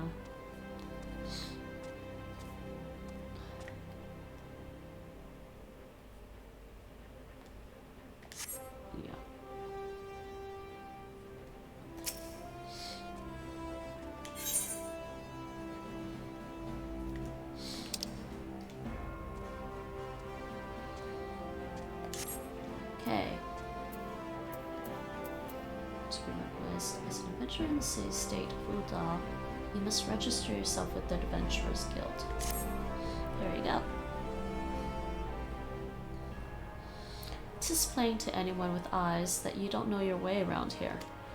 If I let you go wandering off down the nearest dark alley, you're certain to get mugged or worse, and I don't want that on my conscience. So before you do anything else, you want to head over to the quicksand and speak with Momodi. She's the master of the Adventurers Guild and can set you on the right path.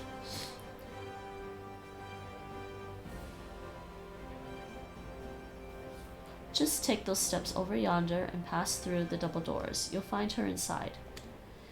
And that's as much as you're getting for free. Good luck with the adventuring, adventurer.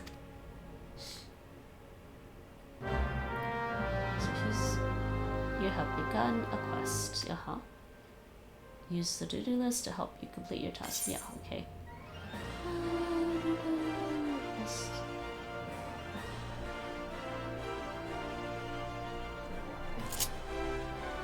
Oh, didn't reach that.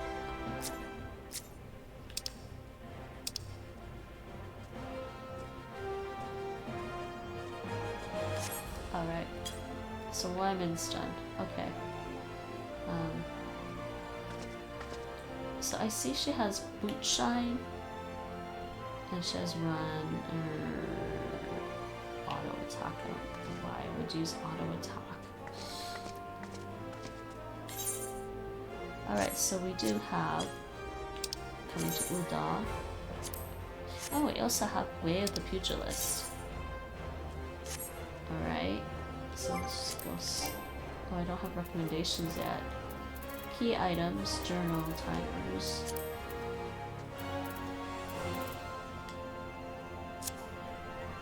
What else do I have here?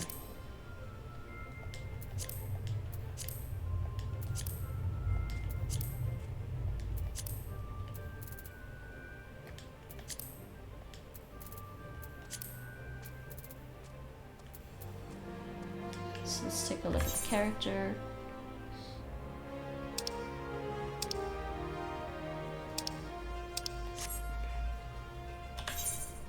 Okay, I like to do this. I'm gonna do this. What's this? Boot shine delivers an attack with potency, guarantees critical hit.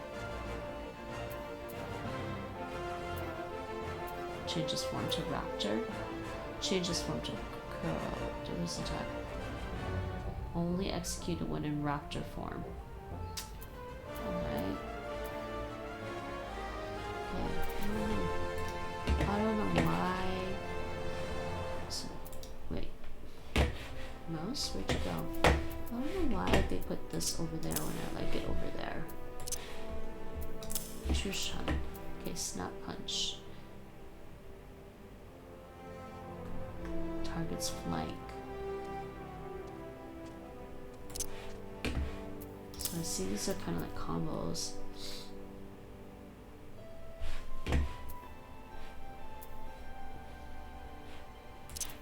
I don't think I'm going to use auto attack.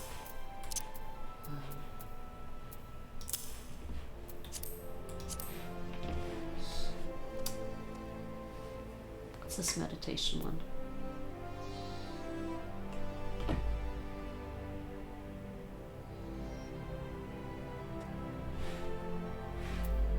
Don't know what meditation is.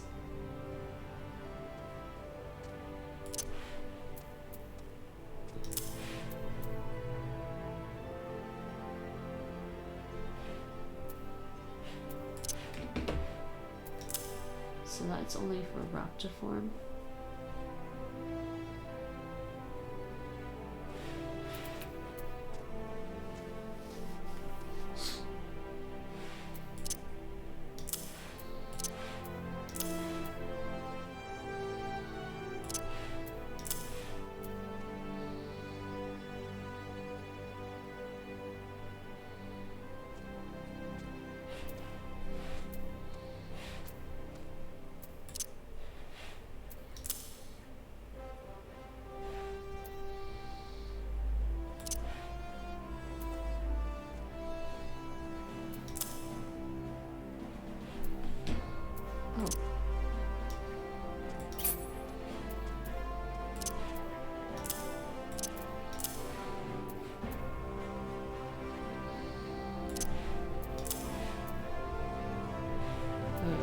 That one there already.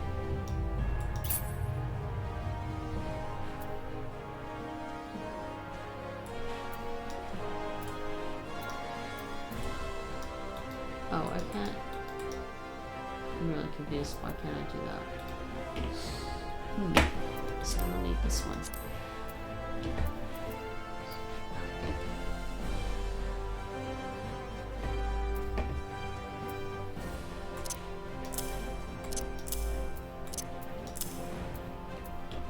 Okay, and the rolls.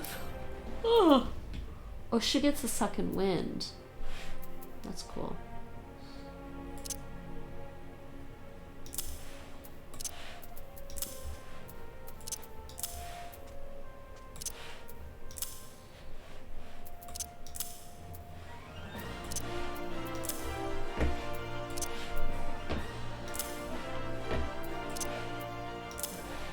She also has arm's length.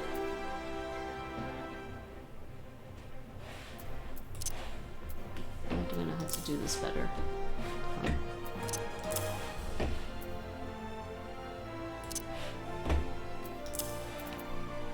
Oh, trick. What's this trick?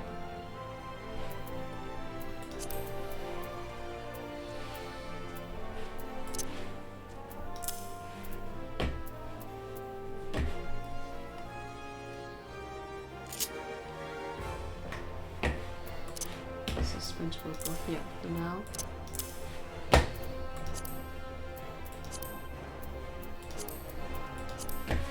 Okay, that's good enough for now.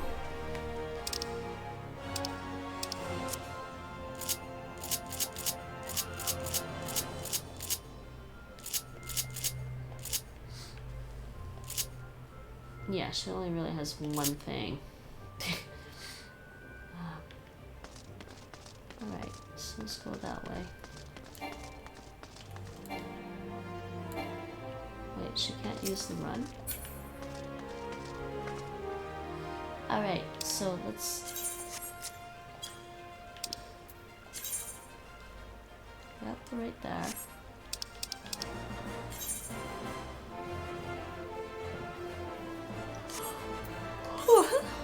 Okay, let's do that.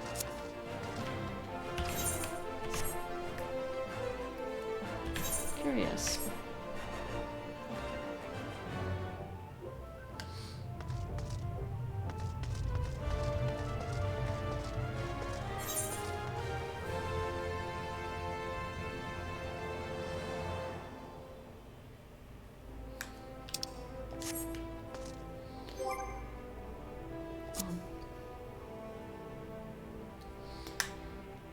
Okay, Momodi.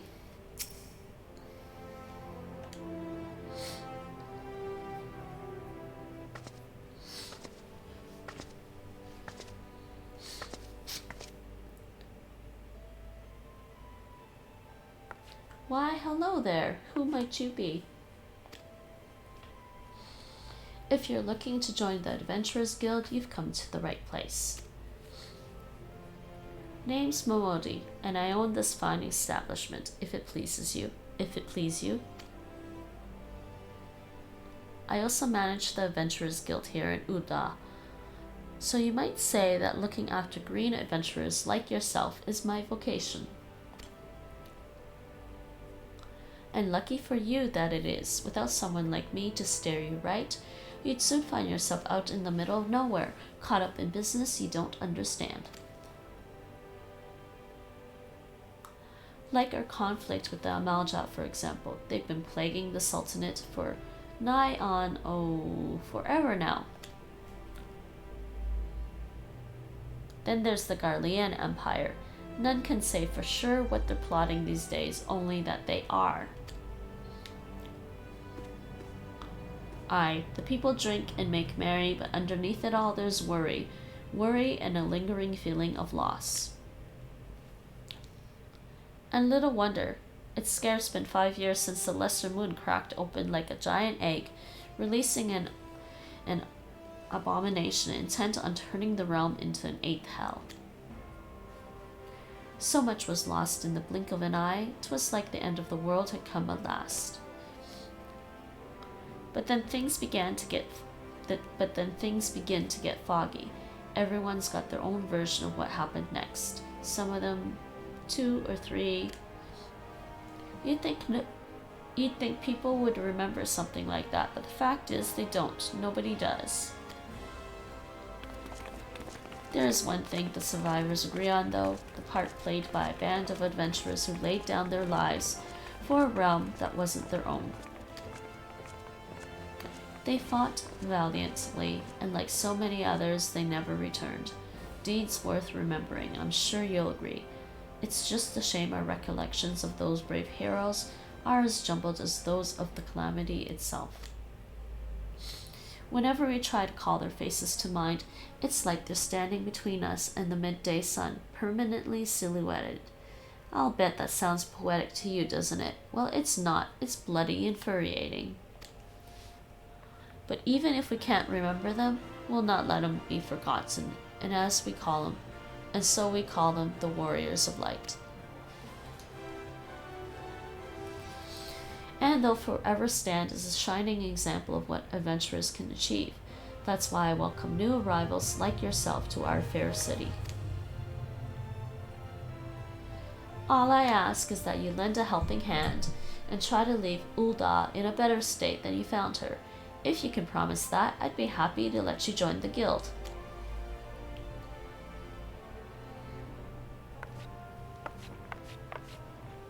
Alright then, a promise is a promise now. I'm counting on your help to put the past behind us. We need people working and spending and bickering like the old days. Bickering. And a happy and prosperous Ul'dah means more business for the quicksand too. Any road, let's make this official.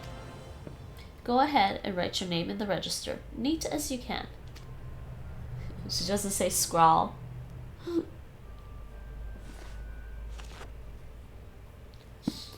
Sonia Akina.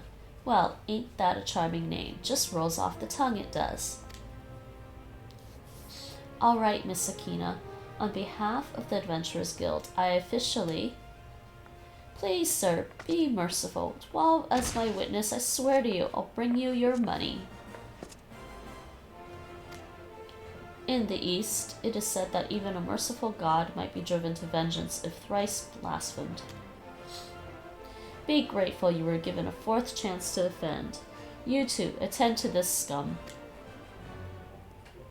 No, please, mercy. Well, ain't that a sorry sight, nor an uncommon one, if I'm honest. Don't worry, though. If you work hard, I doubt you'll end up like him.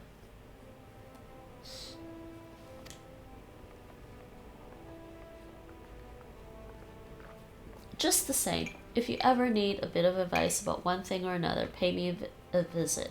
Just don't go bothering me every time you stub your bloody toe, alright? Of course, I do enjoy hearing a lady muse on the many manhoods of her acquaintance from time to time. What? Any road. Welcome to Ul'dah, Sanya. Take a moment to catch your breath, and I'll teach you a little about our fair city.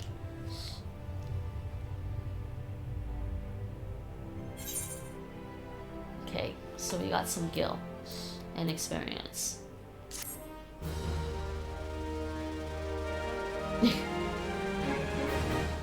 Uh-huh.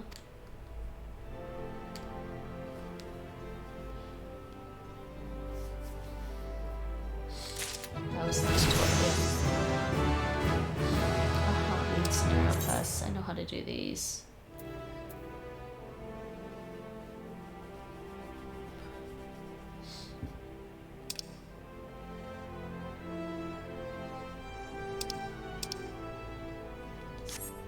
Alright.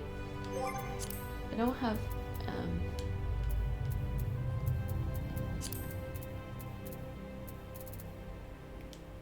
Alright, let's talk to her.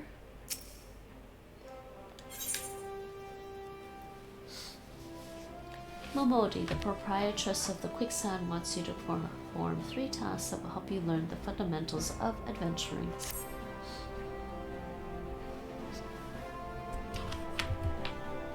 Before you go charging off to find your fortune, I've a few basic tasks I'd like you to perform so as to help you get to know the place. First of all, I want you to visit the Aetheryte Plaza. To get there, head west from here until you reach Emerald Avenue, then look to the north. You should see a giant floating crystal called an Aetheryte. If it weren't for Aetherites, traveling around Eorzea would be a damn sight more troublesome than it is. Of course, you still need to attune with them before you can use them, so be sure to do that with the one in the plaza. You ever attuned with an Aetherite before, Sanya? If not, just lay your hand on the thing and you'll see what I mean. When you've done that, I want you to pay a visit to the Pugilist Guild over at the Platinum Mirage. Assuming those weapons of yours ain't just for show, you might consider training there. And finally, I want you to visit the Sapphire Avenue Exchange over on the steps of Thal. Goods from all across Eorzea and beyond turn up there every day. You'll have no trouble finding armor, weapons, or anything else a fledgling adventurer like yourself might need. You might say that everything's for sale here in Ul'dah, as long as you've got the gil. Just make sure as you don't pay more than you ought, Sanya. There's plenty as won't scruple to swindle unsuspecting foreigners like yourself, especially if they think no one's looking out for their best interests. Which is why I'm giving you this letter. When you visit the exchange, find a gentleman named Sisaraga and give it to him. He'll be happy to tell you about the markets once he's read it. In short, then, visit the Aetheryte Plaza, the Pugilist Guild, and the Sapphire Avenue Exchange. Simple. Out. Oh, but before you go, a word of advice. While there are more than a few unsavory characters out there who'll try to take advantage of you, there are also some with honest-to-goodness problems who you should consider offering a helping hand to. A lot of folk are lured to the city by the promise of wealth and power. What many of them fail to realize is that instead of chasing after gil, the moment they get here, they ought to be making friends. Let it be known that you're willing to give as much as you get, and opportunities will come your way. Speaking of which, you should Speak with the smith over yonder. Those lads always have some good advice for up-and-coming adventurers. Otherwise, that's about it for me. It's past time you got going. Oh, and let me know when you finished, will you? That way I won't spend my days worrying that you're down to your small clothes without a gill to your name. Alrighty.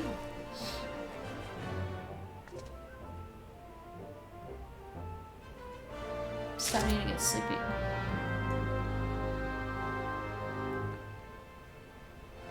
Alright, main menu. Oh.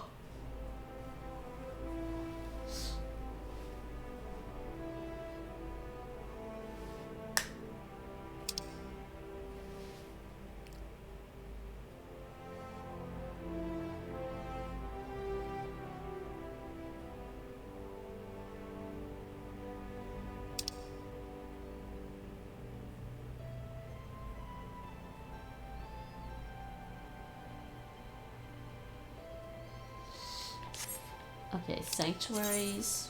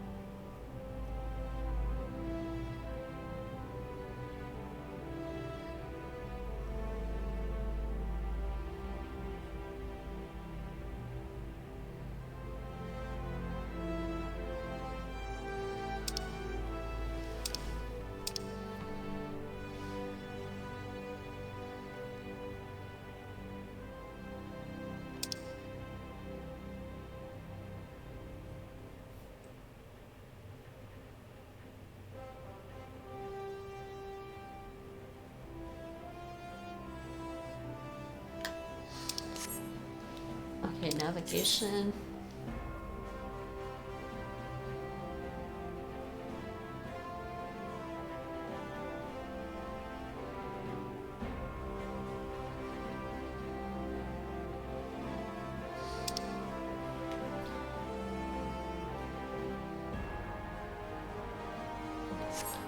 Alright, got all that.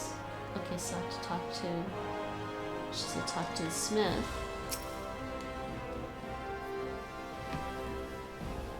It's actually not part of the main quest.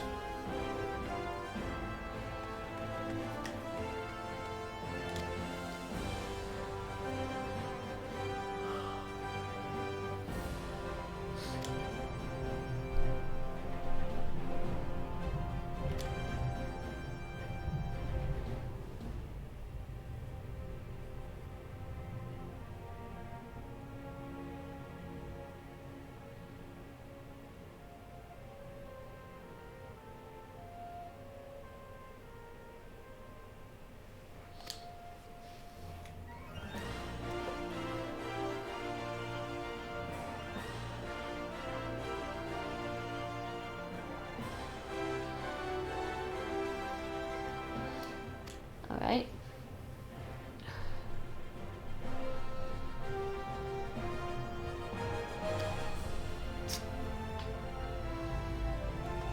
Uh-huh.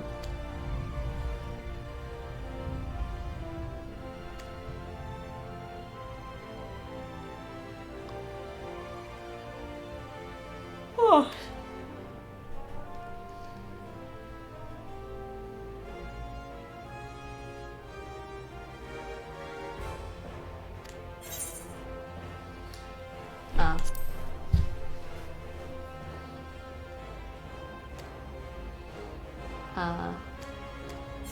It's the same thing.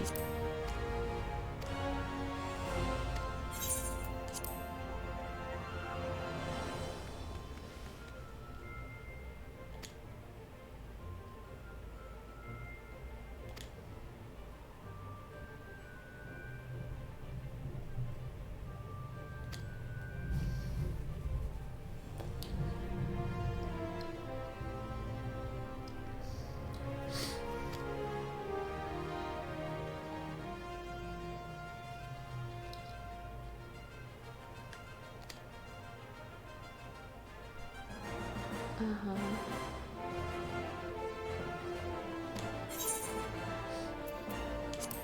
Oh, oh.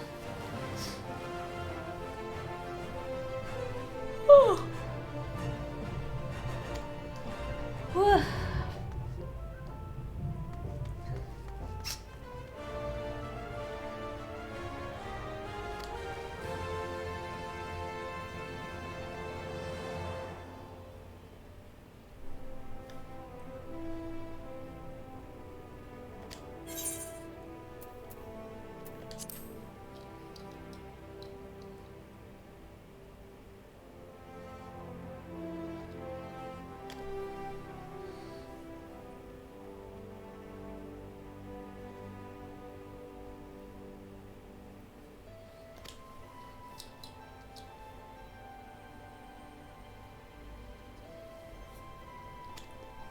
Uh-huh.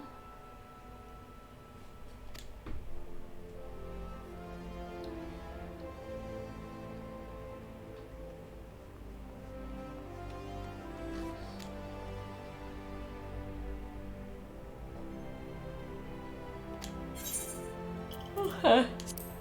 Okay, we're done with that conversation. Alright, I think sadly I am actually getting way too tired to continue, so I should probably stop here actually. Can I go to the Chocobo Keep?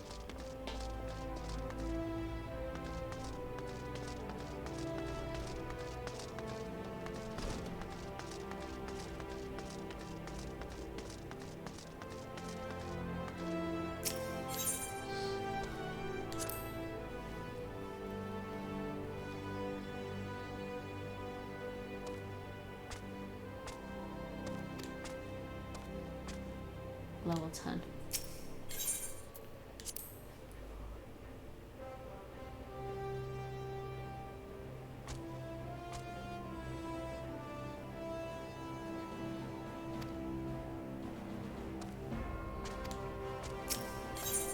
So nothing. Alright, so where do I have to go? Nowhere really. Steps of Ul'dah. Alright, yeah, I think I have to stop here. Sadly, won't have time to go adventuring and beat up things.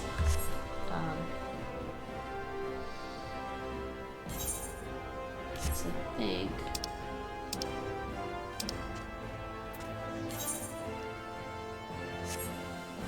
oh, there is an Aetheryte Plaza. I should at least do that. Going the wrong way. Yeah, it's this way. I should at least do that. Why is it clicking on that stuff? Oh.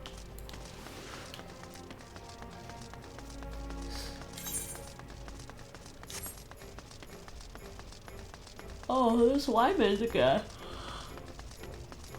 Is he following me?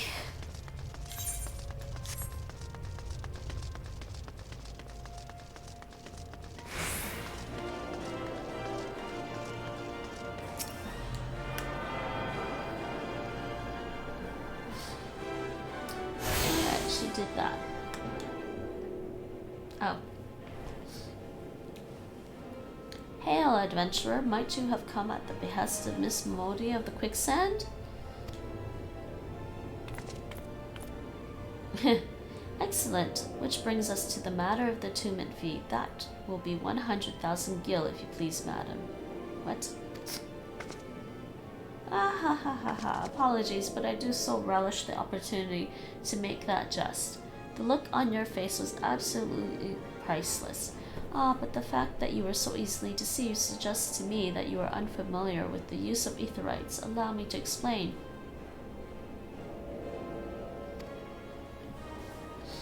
These crystalline agglomerations tap into ethereal energies and are primarily used as a means to travel swiftly from one place to another.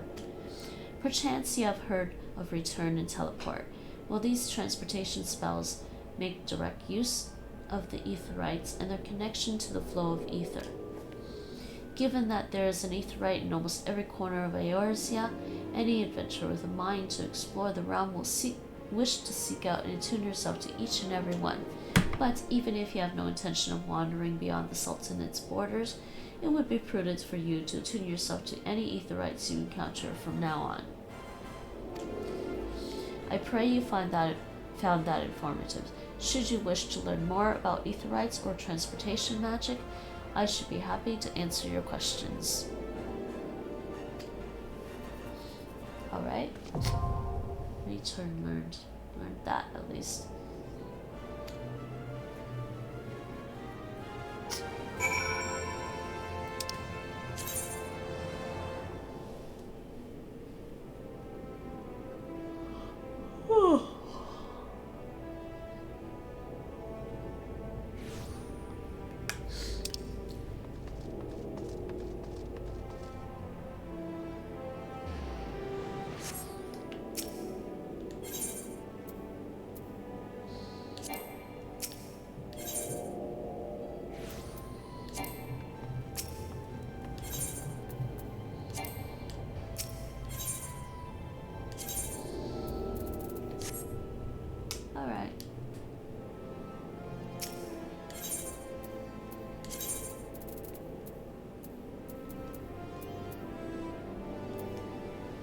What's that? Am I blind or something? Amateurs.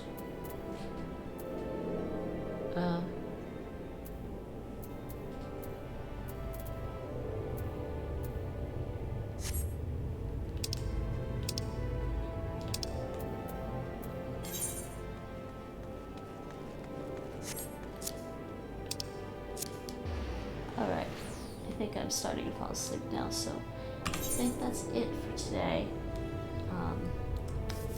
Not sure when I'm going to be back with this particular character. We will see.